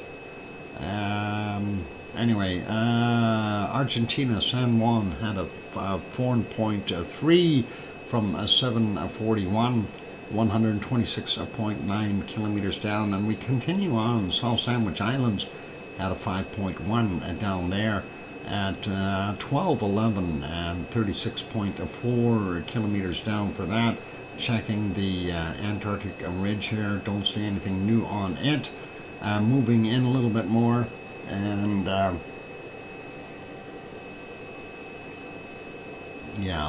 let's keep it in English, please. For the most part, and nothing in New Zealand. Sliding along the Kermadec ridge here, not seeing anything. Nothing in Tonga or Fiji or Vanuatu either, so that is all good. We see one in Papua New Guinea, small one, 4.5, happened at 1:55 a.m. And then we go take a look in the southern portions of Indonesia. This is up here, northern part of the Banda Sea area, 5.2 from 1939 yesterday, 10 kilometers down. And then moving over here near Luotolak, we had a 4.5 from 1724 yesterday, 191.1 kilometers down. The other one is a 4.4. A little further south, and that happened yesterday at 1816, 106.6 kilometers down. And going all the way up that fault, we see this up in Myanmar, a 4.3 from 1813 yesterday, 57.6 kilometers down.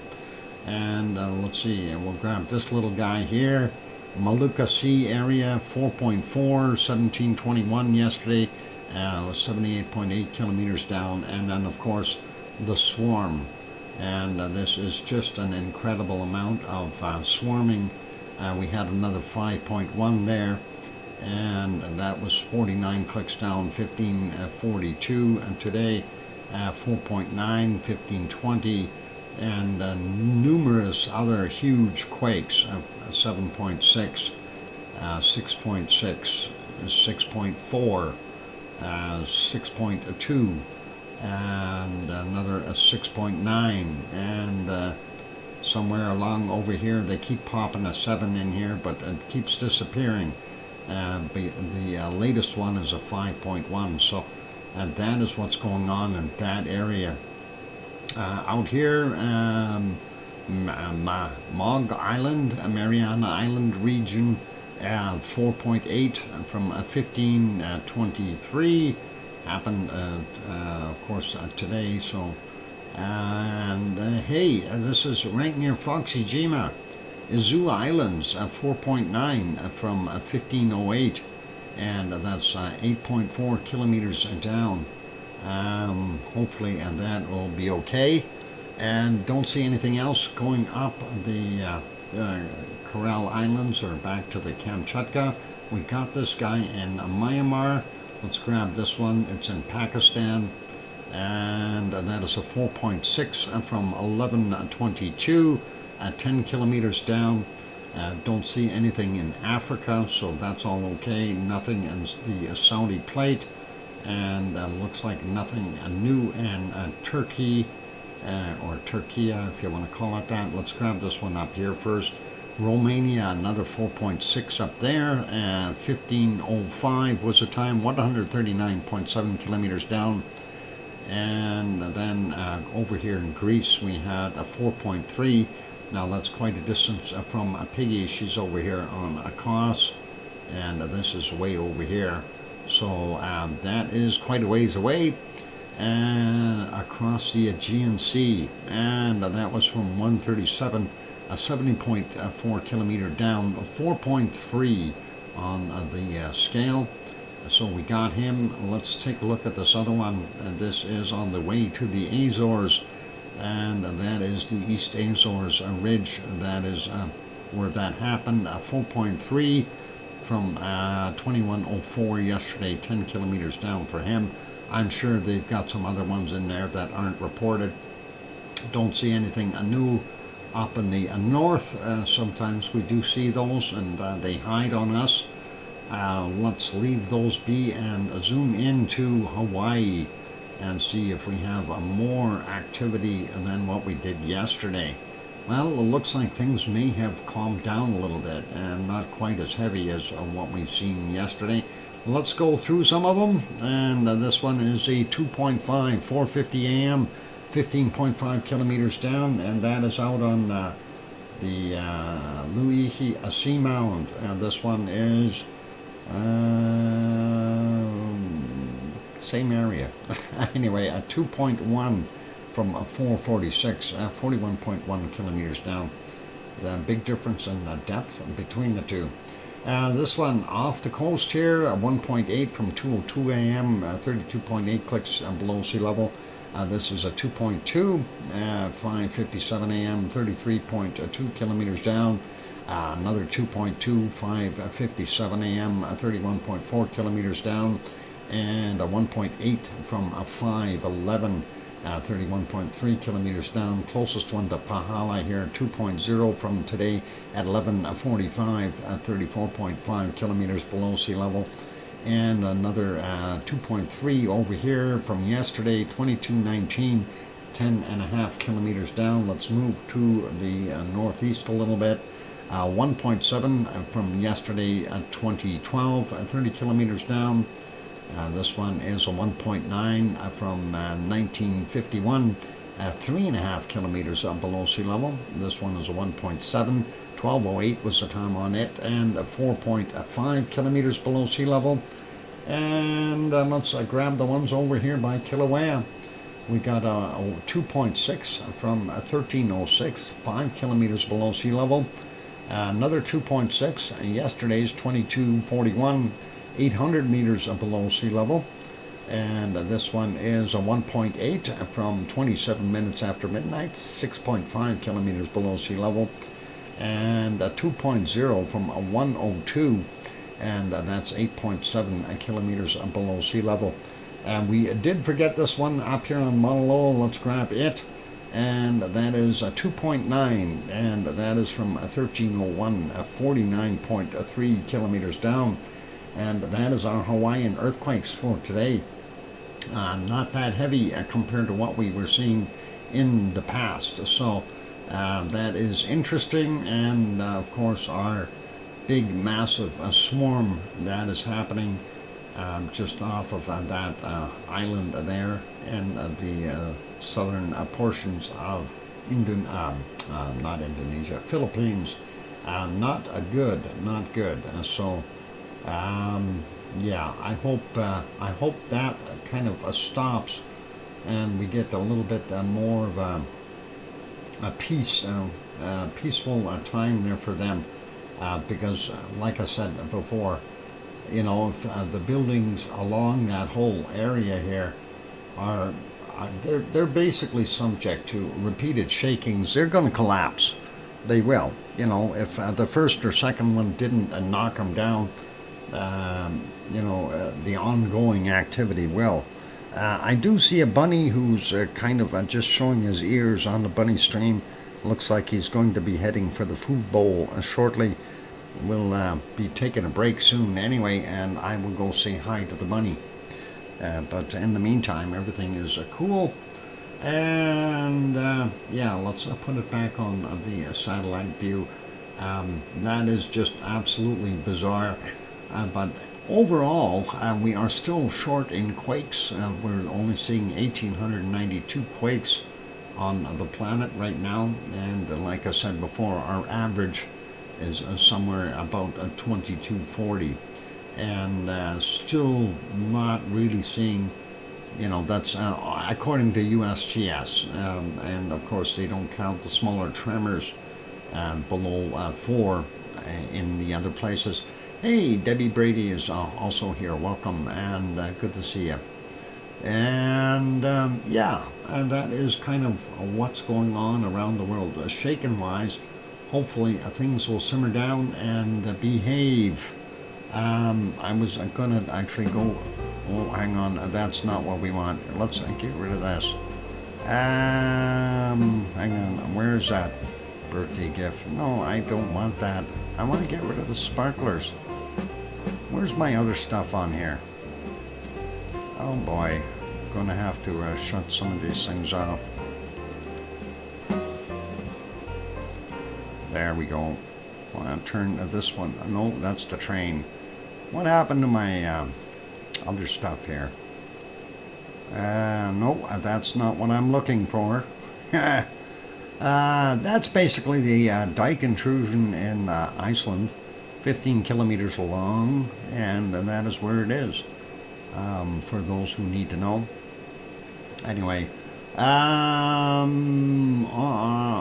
your files are growing legs again. Yep, and they have decided to vacate, and I don't know why. I still have that window open though, so we are going to see if we can set it for that and do a quick capture. I wanted to go take a look at the rest of the quakes in the Azores, and we'll just take a look and see if we can bring that up.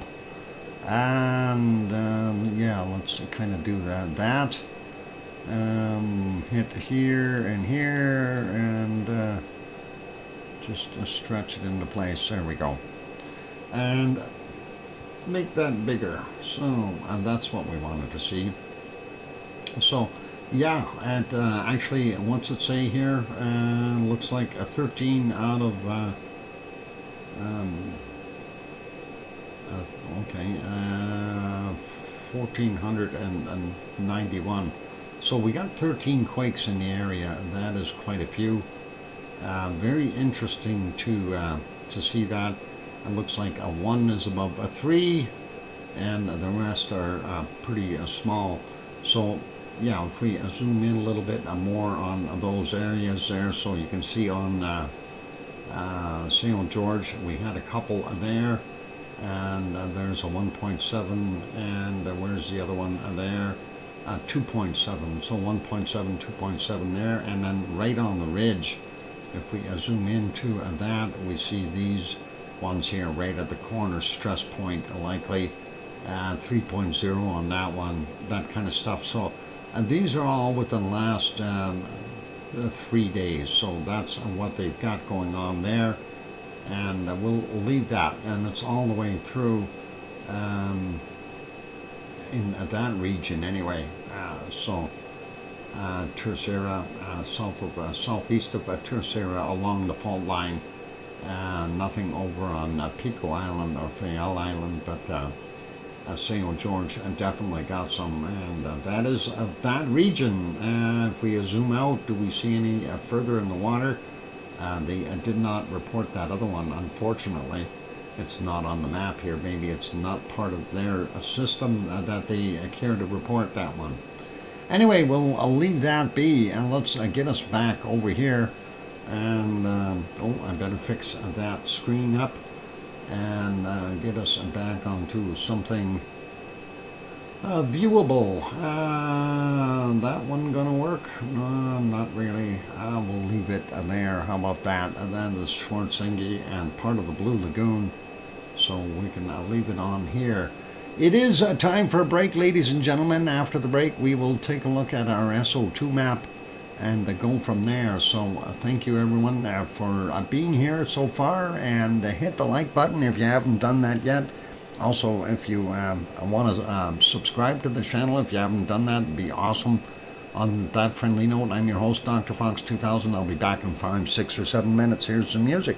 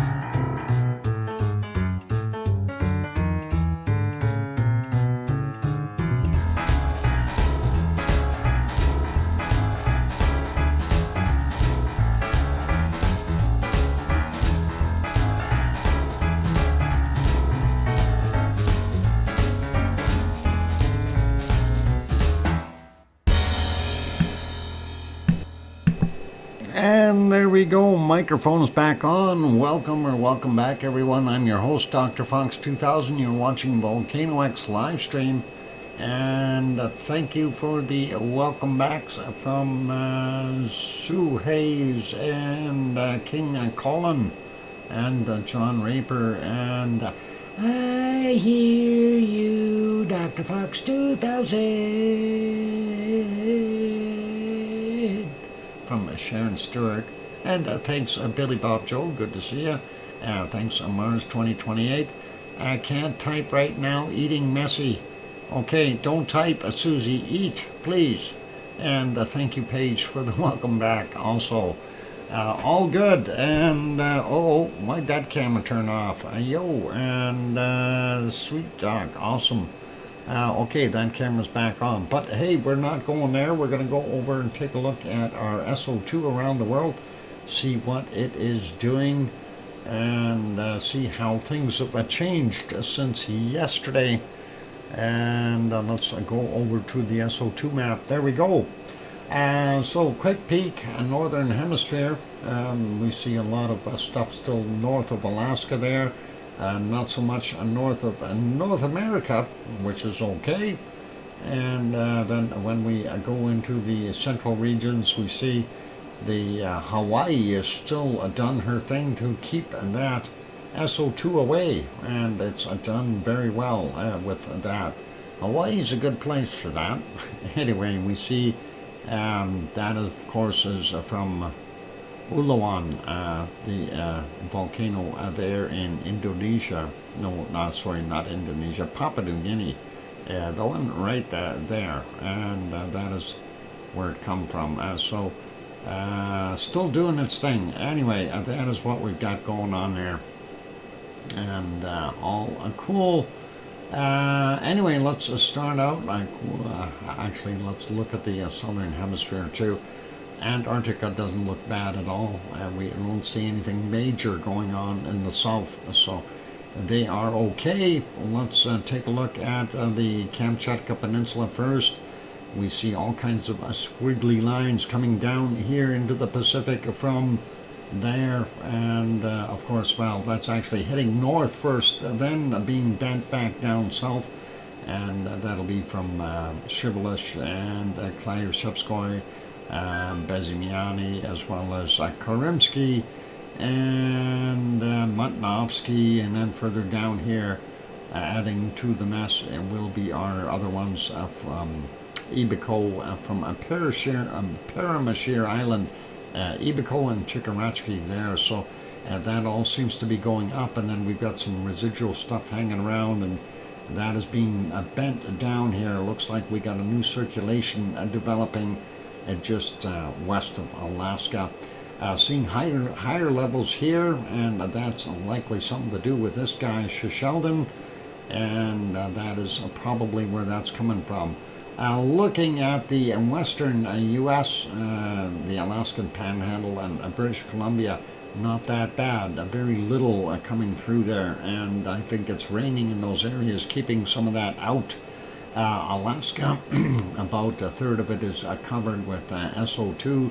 Not very much there in the Yukon or Northwest Territories, or even in Nunavut for that matter. We do still have this mess kind of sitting over top of northern Manitoba and into the Hudson's Bay area, and that is kind of pluming back down and not doing good because it's going to the east there with the jet stream. Quick look at British Columbia, not bad. Alberta about of the same as normal.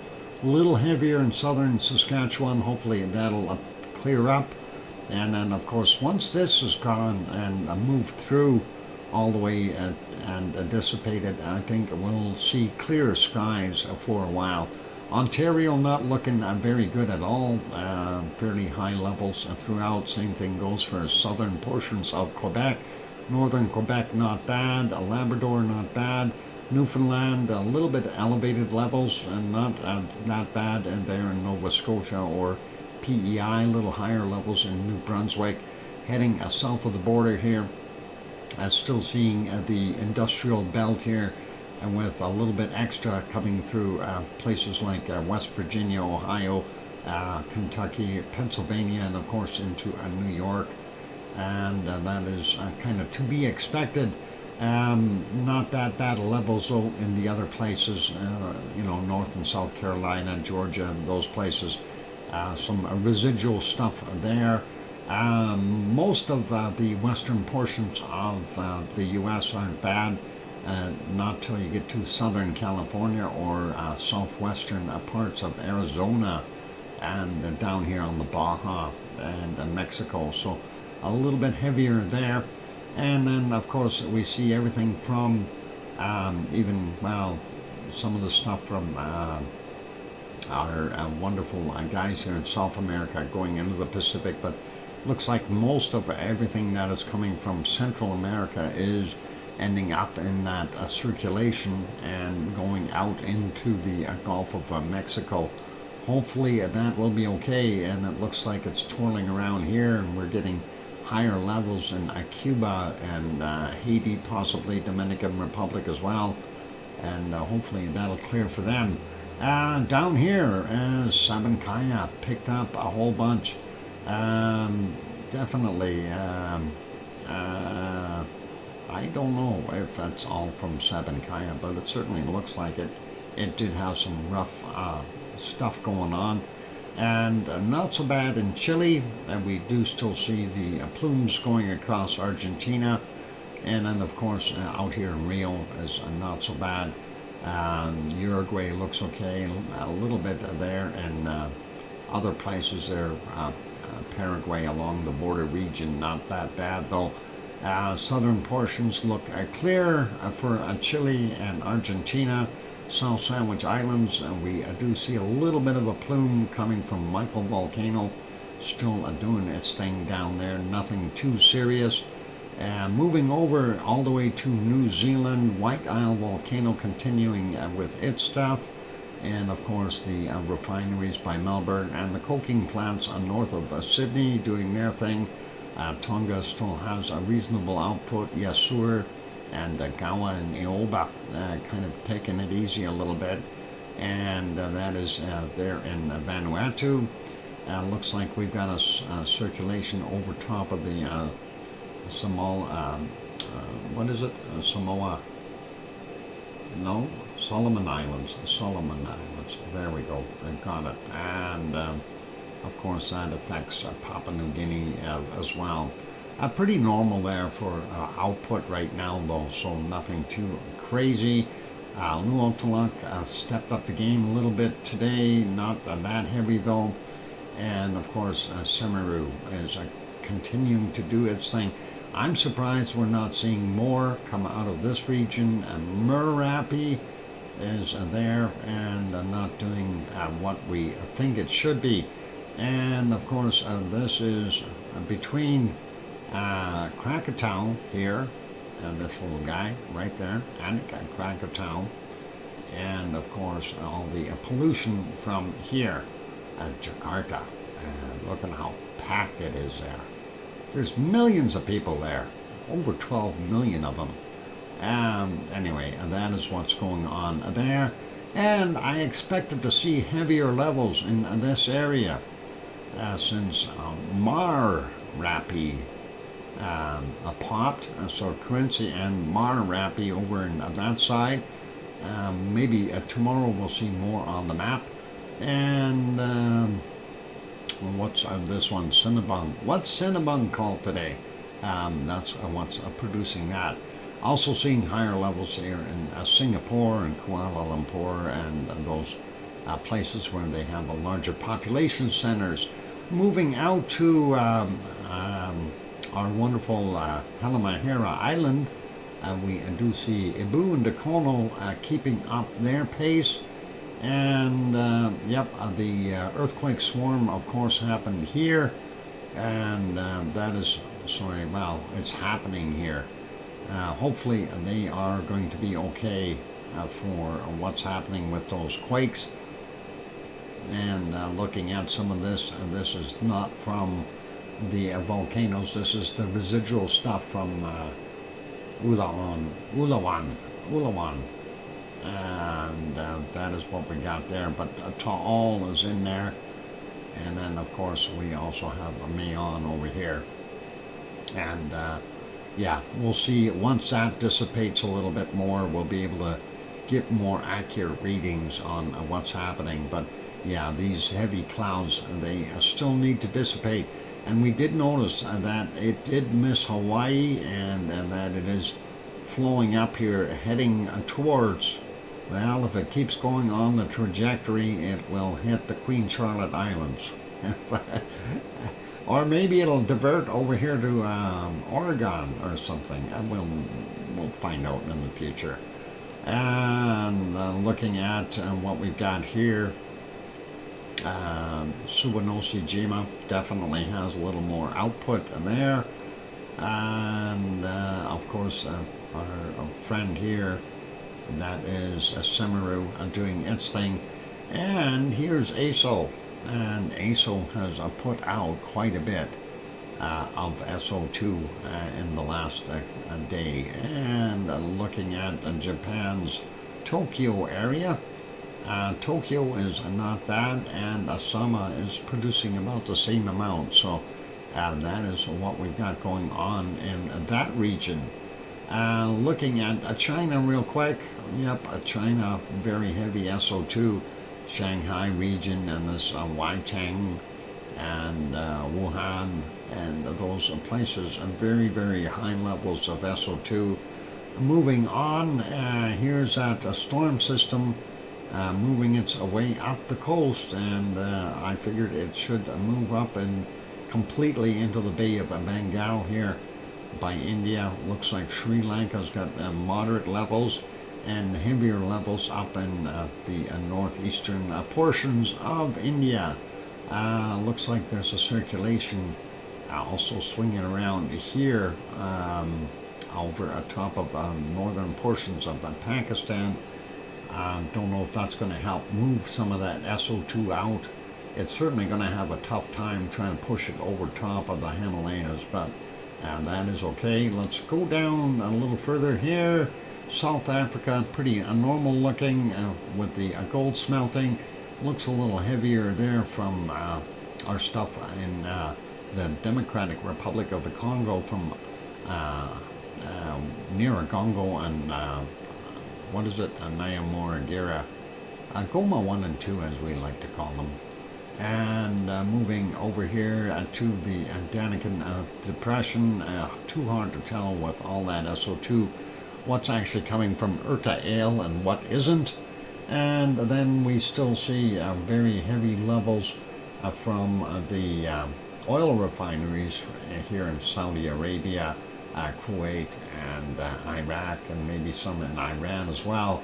And here's that leftover stuff from yesterday. It has moved in past our Cyprus here and is now in Syria and the southern portions of Italy, or not Italy, Turkey, I mean. And heading to the east, Azerbaijan, and getting it as well. And it's moving towards the Caspian Sea. So we'll see what happens with that. Hopefully that will dissipate and not be so bad. It looks like Piggy has actually got some very clean air right now. She's got levels down pretty much a normal baseline stuff. And not so much coming out of our wonderful Mount Etna. We do see it here, and it is still heading up into Greece. And then, of course, we can't forget Stromboli is definitely off-gassing as well. I'm not seeing anything from a Volcano, so we'll leave that guy be. And the rest of it is basically residual stuff. I'm not going to worry about most of it, and that is still floating around. Again, we need rain to wash that out of the air, and hopefully it'll happen in some of these places. Of course, not so bad, well, a little bit in Portugal and northern portions, and not so bad in Spain and France and Germany. Bottom section looks pretty good. Northern areas look a little harder hit, but still not that high levels for Denmark, northern Germany, and northern Holland. and hopefully that'll dissipate as well. Looks like England just a little bit in the middle here, and a little higher levels up in Scotland. Most of Ireland, Wales, and southern England are not that bad. Norway doesn't look too bad. Sweden, it definitely has a little bit more, as well as Finland here. And that is kind of all going to the east, sitting over top of Russia. Taking a look at Iceland, I see very little from Iceland. Love seeing these levels. 0.77, you know, that's a way down background levels. 0.82 for Reykjavik. And so, you know, some of these places are even a lot cleaner than that when you're looking at some of the levels. But yeah, in general, nice to see very, very low levels of SO2 gases for those regions. So just need more rain to wash that stuff out of the air. And the reason I say rain rather than snow is the snow will capture it, and the snow will hold it, and then when the snow melts, it'll come back out. So that is kind of what we got. And thank you for the 4-minute warning, Sue. It's looking more like 2 now, but that's okay. I just noticed it, and all good there. Let's put us back on Iceland for now, and I am going to go take that break, ladies and gentlemen, and then after the break we will go do our weather, whether we like it or not, and we'll take a look and see what's happening around the world storm-wise, and the high and low temperatures. So don't go away, keep smiling, hit the like button if you haven't done that yet, subscribe if you haven't subscribed yet, and on those notes, keep smiling, and get yourself a big pokey stick. We need a pokey stick. I sent you an email with an update on my health. Excellent, Andre, and I did read that, and yeah, so basically, yeah, your test results came back, and I will be fine. I will be discharged in the morning. That is awesome. And yeah, get out of jail card. That is awesome, Andre. And just take it easy, and just in case, bones are going to be a little sore from taking a tumble. Anyway, hopefully you'll be all right. Okay, let's go take that break, and I'll see what we can do. Here we go. Music. Cue the music. I'll be back. Thanks.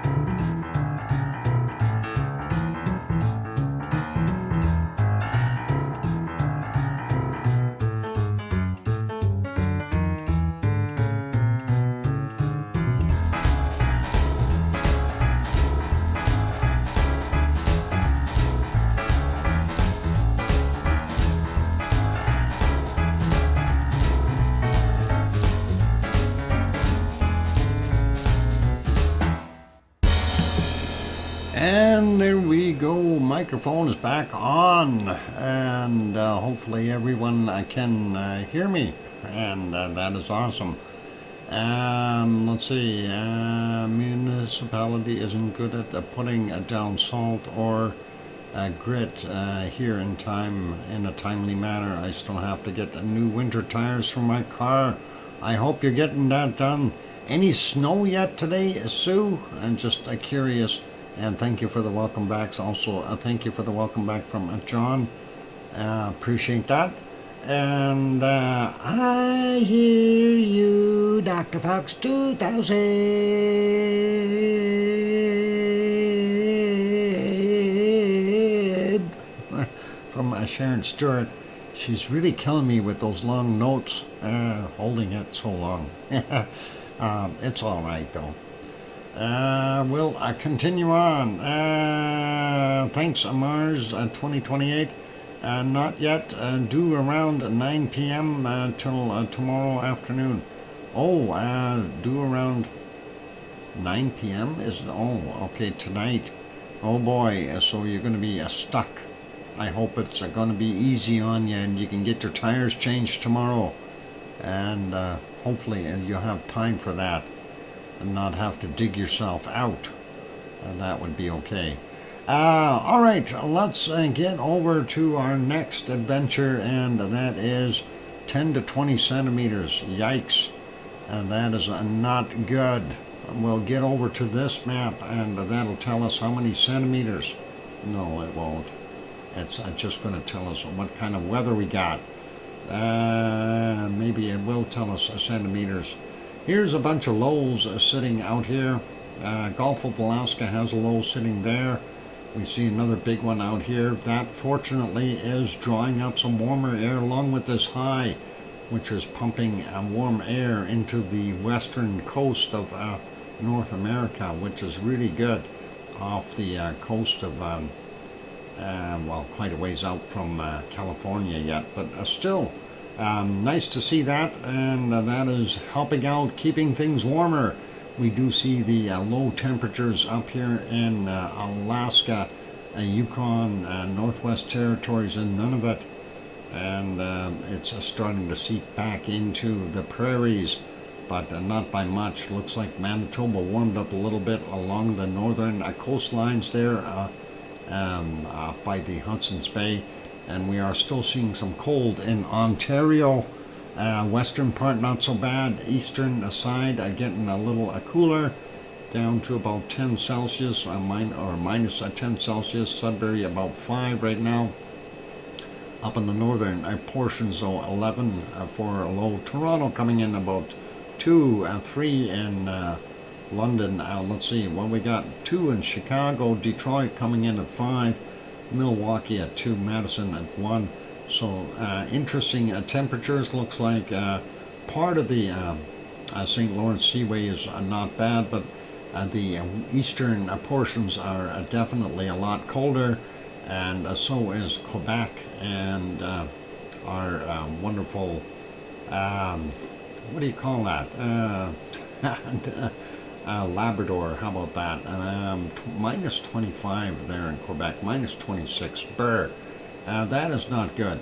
Anyway, here's that circulation. So this low is moving along here. We're seeing all of this. Well, it's the clash of the low, the hot and the cold air. That is what's likely going to give you all that snow. Hopefully the warmer air will push up a little bit more and you won't get as much snow. It'll be rain instead. There, Sue, and it looks like not so nice out in Newfoundland either, so hopefully that'll warm up. It does look like there's a lot of warm air going up the Davies Strait though, and that is nice to see. Here we get another low out here, also pumping up that warm air, giving a little bit more warm temperature to the European area, if you will, as it's pumping out. But let's go back down here to the U.S. Looks like the southeastern coastline, not bad. We're seeing all the way up to 28 down there in Florida. Texas isn't too bad, looks like 20s in the highest areas, and Oklahoma coming in at 11, a little cooler. Phoenix sitting at about 17 or 18 Celsius. LA about the same, 17, 18, 19, and still seeing some warmer temps there in California, which is okay. The Baja has still got some warmth in it as well as Mexico. Mexico's western side here, so seeing some of those warmer temps is nice. 32 degrees in some spots, and 33 is what we're seeing for the highest temp there, 33 right there. So moving down a little bit more, I wonder if we got hotter spots down here, 31, 30, 32, oh, there's a 34 in here, I see, 34 degrees, so that's getting up there, and 32s there, and some of the other places, and Central America, hang on, what country is that? Honduras. There we go. I had to zoom out to see it. So they're not bad. They've got good temperatures, seeing up to 30 in Venezuela as well.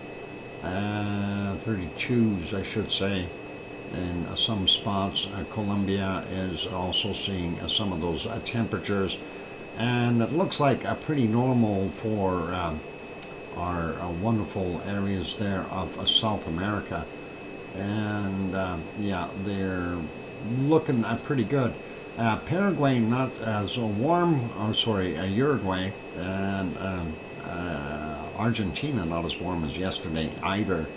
But we are seeing warm temperatures in Paraguay and Bolivia and most of Brazil. Getting further down on the southern end of Chile and Argentina. Well, Chile is always chilly, we know that, and looks pretty normal there. Let's have a look here in New Zealand, and not bad temperatures. Christchurch, well, only 11 today, but on the western side of the island a little bit warmer. Wellington 13. Let's take a look at Hastings, coming in at about 14. And our Taupo region would be about 18 right now, and moving up a little bit to Auckland, seeing a 19. So that is reasonable temperatures for them, and doesn't look too bad in Tasmania either. Melbourne, Leo's place, 25 degrees today. He's cooking. 22, 21 there in Sydney, and then of course our wonderful Oz has about 27 to 29 degrees Celsius there. And let's see if we can find the cooker temperatures for the planet today, and that will be here somewhere. So far I see a 38 as the high, and there's a 39 right in there. Do we hear 40? Do we have a 40? 39s, and yeah, 38s. Some of the darker areas here, maybe you have the occasional 40 mixed in. No, looks like a 39 degrees might be it. There's another 39. Not seeing a 40 yet. There might be a spot or two, but we're not seeing it. And then over here, 37. What about right in here, this ridge line here? That's usually pretty busy. 38. Yeah, so yeah, 39 degrees is about the best we can do on the planet right now. Still seeing quite a bit of a storm going on over top of, I guess that would be the Solomon Island region, with that low going on there. And then we got a high sitting over Sumatra, high sitting over top of the central portions of Malaysia, so that's not bad. Moving up through Japan, they are no longer getting that cold blast from China and Russia, so now they're going to maybe warm back up a little bit. Sapporo still sitting at -4. We do have that low circulating out here in the ocean, and hopefully that'll continue to hold some of that warm air in form But we get back up to the Kamchatka Peninsula and we see that nasty low there, and that'll move into the Bering Sea pretty soon. And yeah, you see, oh, did I see that right? I got in here, it was a minus 50 something right there, minus 56 already. Wow. Oh my God, minus 61. That's just as a whim looking, and there's a minus 62.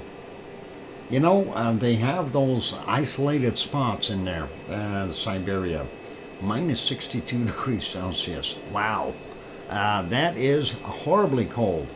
Anyway, getting back over to this region here, in the Atlantic, we see that high pumping up that warmer air, this low and giving it another boost. The other high here helping out, and that is getting some warmer air into this region, but I don't know, we've got a nasty low sitting on top of the western side of Wales, I guess, and that is at least bringing up warm air for them, so that is really good.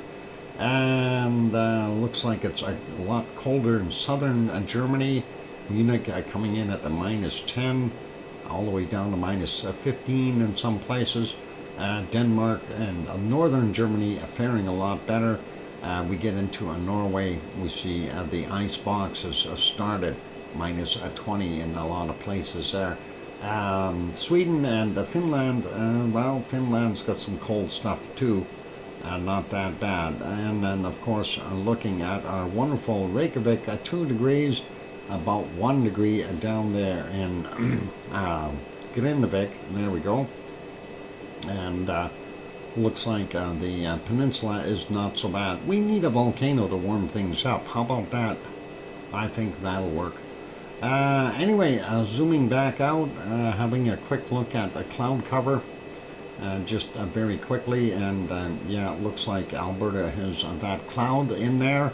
Up here in the Gulf of Alaska, it's still clear, but this second low behind it is got a bunch of cloud loaded with it. And of course, you get them warm and cold air mixing. We're going to see those cold fronts, or the cloud fronts, come in. Clear in portions of Saskatchewan, but then we get into heavier cloud in Manitoba and those places. Can we check Keflavik?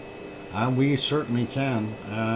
As far as cloud, we can take a look at what we've got there. So yeah, Reykjanes looks like it's not so good, and then Keflavik and Yardvik and the airport region, we do have cold temps there. Let's just see, well, lots of cloud. Let's see, 1 degree. At Keflavik it's 1.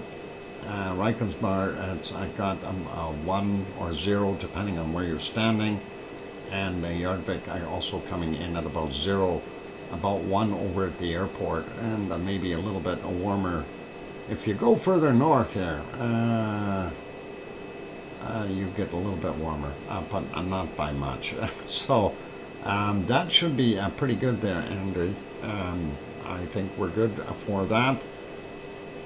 And getting back to those clouds for a second. Looking at that cloud, though, that is not so good.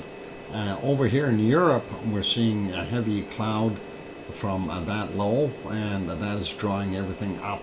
So they'll see it in western Germany, most of France, and even down here in Spain, and getting over top of England.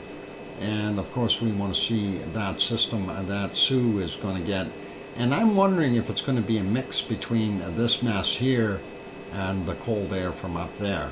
And of course, when the cold and warm come together, there's always a transfer of energy, and that is usually what creates the clouds, because that is what's changing. Water vapor turns into snowflakes, dihydrogen monoxide. Not good for you. New Zealand, real quick peek. And thank you, by the way, for that wonderful super chat there, Andrew. And just writing that down. and just to get that in here. Awesome, I got it. So thank you. Our districts and right, okay, Reykjavik, okay, cool. Anyway, looking at New Zealand, yep, lots of cloud cover for pretty much all of it. So hopefully this is a high here. Hopefully that'll move out and get rid of some of that cloud. Australia, on the other hand, looks like they've got very, very little cloud there. Still seeing some cloud over here. What I mentioned looked like there was some stormy stuff. Solomon Island region, and Fiji might have some, well, Fiji may be in the clear. Tonga also might be out in the clear as well. So that's not so bad for them. Most of Papua New Guinea would be okay. And then we get into Java and Sumatra. Some isolated cloud spots in there. That's not that bad. And then that big storm, they did name it Michaung, if that's all right, but that is a nasty storm, and it is getting bigger. So if it does scoot up on the coastline here, that could create some problems. This is very low-lying land in the northern portions here, basically river deltas, and hopefully if that goes up there and washes through, it doesn't flood everyone out again. Anyway, and that is what we got going on there. So let's put it back on temperatures, and we have our high temp of plus 39 there in Australia, and our low temp so far we've found, well, just by having a sneak peek, there in Siberia at minus 62 Celsius. I don't think that we'll see anything anywhere near that cold here in Antarctica. I see a minus 49. Haven't seen any minus 50s yet. So we should be around that mark. Let's see, Antarctica. Oh, I seen a minus 50 here for a second. Where was it? And there's a minus 50. And do we have a minus 51? Minus 50 degrees Celsius, and that's almost t-shirt weather, but almost. 49. Nope. And then we go back in here, minus 50 right there. And let's see, do we have a minus 51? If we continue to search, 49, 49. There's the 50s in there, that little area, and then there, minus 50. Brr. Okay, I'm not seeing a minus 51. Let's leave that be then. What about over here? No. Warmer there. Maybe up here. Nope, nope, nope. 46, 47s. Nope. I'm going to have to call it at a minus 50 because I don't see a minus 51. And, Sue has got a minus 51. Darn it. That is pretty hard on me. Anyway, let's go take a look at the Greenland real quick, see what they got for a cold temp. I already see a minus 37 there, so that is pretty chilly. And let's see if we can find anything colder than minus 37, because I know Sue's going to do me in and find minus 38 and or 39 or 40 or something. I don't know where she finds these temperatures, but I don't know. I'm only seeing a minus 38. Let's see. Minus 38. Well, that's right in here. If I go zoom into that area, do I have a 39? 36, 37, 38, and Yep, minus 38 for what I see here. Yep. I'm not going to do any better, I don't think. Let's take a look further north here. Oh, there's another. Oh, I found a minus 40 right there. Awesome. Minus 40 in Greenland.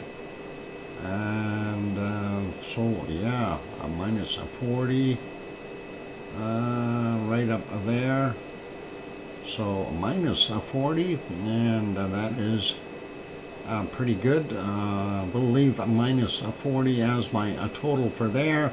Let's take a look in northern Canada and see what we've got. Probably not very cold temps. We are seeing a very warm temperature, as a matter of fact. Let's get up here and see if there's anything colder in the Great White North.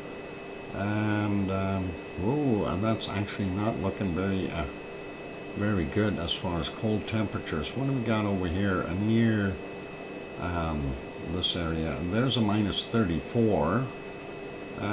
So a minus 34.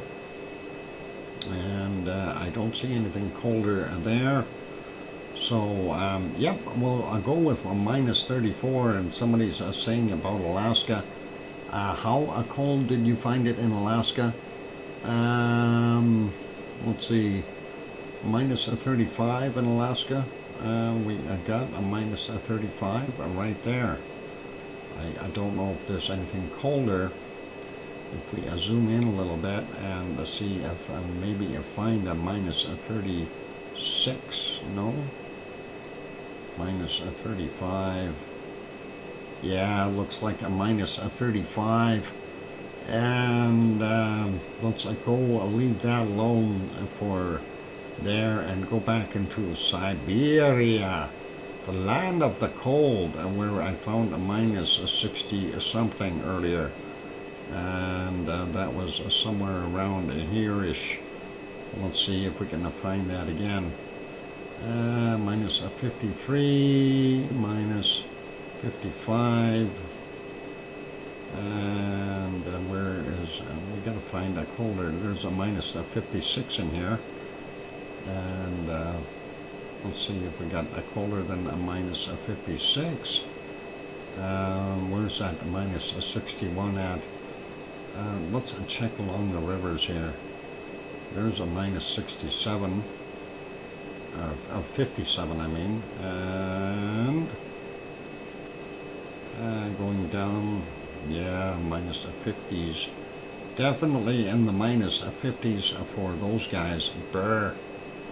Siberia got cold, and yeah, I don't know about. I don't think it's my choice of a tropical vacation spot. Just a little bit too chilly. Palm trees apparently do not grow there, so unless it's a greenhouse. And just checking some of the other places. We did find that minus 61 earlier, so I'm pretty proud of that. We do see cold spots in here. And there's 55. We've seen another 57 in here too. 54, 56 below, and I wonder if there's stuff further north here. Sometimes they hide them. They hide those temperatures, but yeah, I will stick with the minus 61 that I found earlier. But definitely, there's another 57 below, right in here. Where was it? Somewhere right around there. There's a 57 below, 58. And what about going up this little river? Without a paddle, and you're actually with a paddle wouldn't do you much good either. You'd have to use it as a poker for cracks, and just to make sure you don't fall in anywhere. Yeah, more minus 57 stuff along there. 57. Yep, and that is pretty cold. But like I said before, you can have these little isolated, there was a minus 58 right there. You can have these isolated little valleys there. that are just horribly cold, and I don't know why the cold just kind of sits in there. Maybe it's just the way the land happens to be laying, and that is it. So let's leave it as that. And minus 61, we don't have any colder than that. We will leave it as that. We found that earlier when we were peaking. What about over here on this side? I haven't looked. Minus 50s, even in that region. You know, to have such a large region so cold, that is just incredible. And you know, it's no matter where you are, it's cold. It don't get any warmer. You can't go to a warm tropical place there. Well, maybe you can. Let's see. What about down here on the Caspian Sea? Well, at least you can get a little bit warmer. Anyway, let's leave it as that for today, and let's wrap it up. So, I think Sue whooped me there in South America, or sorry, Antarctica, I mean, by 2 degrees, and then I got her by 1 degree in Greenland, tied in Canada, and tied in Russia. So Sue, you won by 1 degree. It's a first degree beating again, and I feel horrible at getting beat like that. It's always a beat on dock. Huh? I feel bad now. I feel so beat up. I feel beat up. It's all good.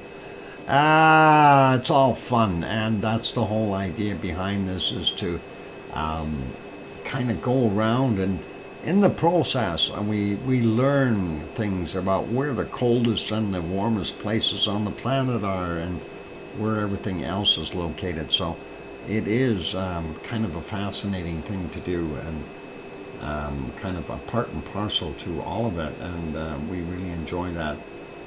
By the way, Popo's puffing again, and that is all good. Popo definitely doing its thing there, so interesting. Anyway, let's put that back to Iceland. Of course, you tied me in Alaska. Okay, there you go, Mars. Tied in Alaska. Educational, that's the term, proper term there, Sue Hayes. Awesome. Anyway, that is it for our wonderful stream for today. Still continuing to look for stuff that is happening in Iceland, and of course just to go on some of these here. We did have some small quakes. We have it set on 12 hours. All of Iceland, 27 quakes in the last 12 hours. So not very many at all. And some in very odd places. Only see really 3 that are affecting that so-called dike intrusion. And we have 2 out here in the water, very small. And then, of course, the one that is sitting at 4.3 kilometers down, and it's a 0.3 from a while ago. So nothing really major happening there. Keeping fingers crossed that if we do get an eruption, that eruption will be up in the northern end, and keep things safe for Grindavik, and hopefully that'll all be okay. And hopefully it's not going to be a prolonged eruption if it does happen. And when I say prolonged, I don't want to see it going for decades, because that will kill a bunch of things there for those good people in Iceland, of course. And you know, we know that there can be these things happening, and hopefully they won't. But for now, let's leave it as that. I'm going to zoom that back in kind of on our area there, and leave that be, and put it back on this screen, and we'll make sure that the cameras are moving and everything is going. So I want to say a big thank you to our supporters for today's stream. And of course, that was a Paige for throwing a 5-pack of gift memberships in, and Irish Monk for his super chat, and Lizoid for his super chat as well. And John Raper also threw in a super chat. Thank you. Irish Monk threw in another small super chat there as well. And Andre threw in 2 small super chats. Awesome. Appreciate those. And that is wonderful support, you guys. It is always helpful and very nice to see. So thank you for supporting the stream. Big thank you to our moderators, Arizona Snowman and Piggy and Sue and Yvonne Kunkel and C&D Boy and Siggy and Gary 24/7 Live Agent Skies. Thank you, moderators. Appreciate having you guys here. And a big extra thank you to Piggy and Sue. Piggy for getting those bacon seeds in all the time, and Sue, of course, for getting those wonderful volcano reports in, and that is always awesome. On those friendly notes, only one group left to thank, and that is all of you for watching and being part of our wonderful lava family. Thank you kindly, and I appreciate all of you. And hopefully the season will continue to be relatively better than it was before, and we want to see everyone having a good Christmas as we move into that festive season. And of course, yeah, I gotta start looking at that too. Christmas, it's coming. It's what is it, 20 days, 21 days away. So yeah, I don't have anyone to buy anything for right now, but that is all okay, and I'm not going to worry about that part. Just hope that all of you have a reasonable Christmas out there as well. And you know, just to let you know, regardless of what happens, I think we may end up throwing on a stream Christmas Eve and Christmas Day, and just so we all have a place to be together.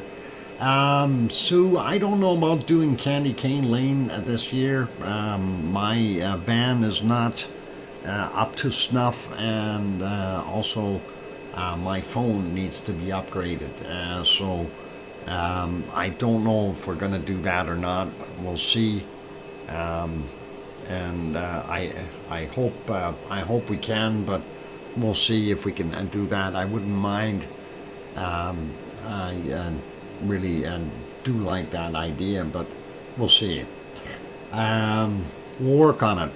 Anyway, be good, be kind, take care of yourselves, everyone, please. And most of all, as I always say, please, please, tell your loved ones that you love them tonight, for tomorrow is never promised. I'm your host, DrFox2000, here in Edmonton, Alberta, Canada. Take care, good night, and be safe, everyone. Oink, oink.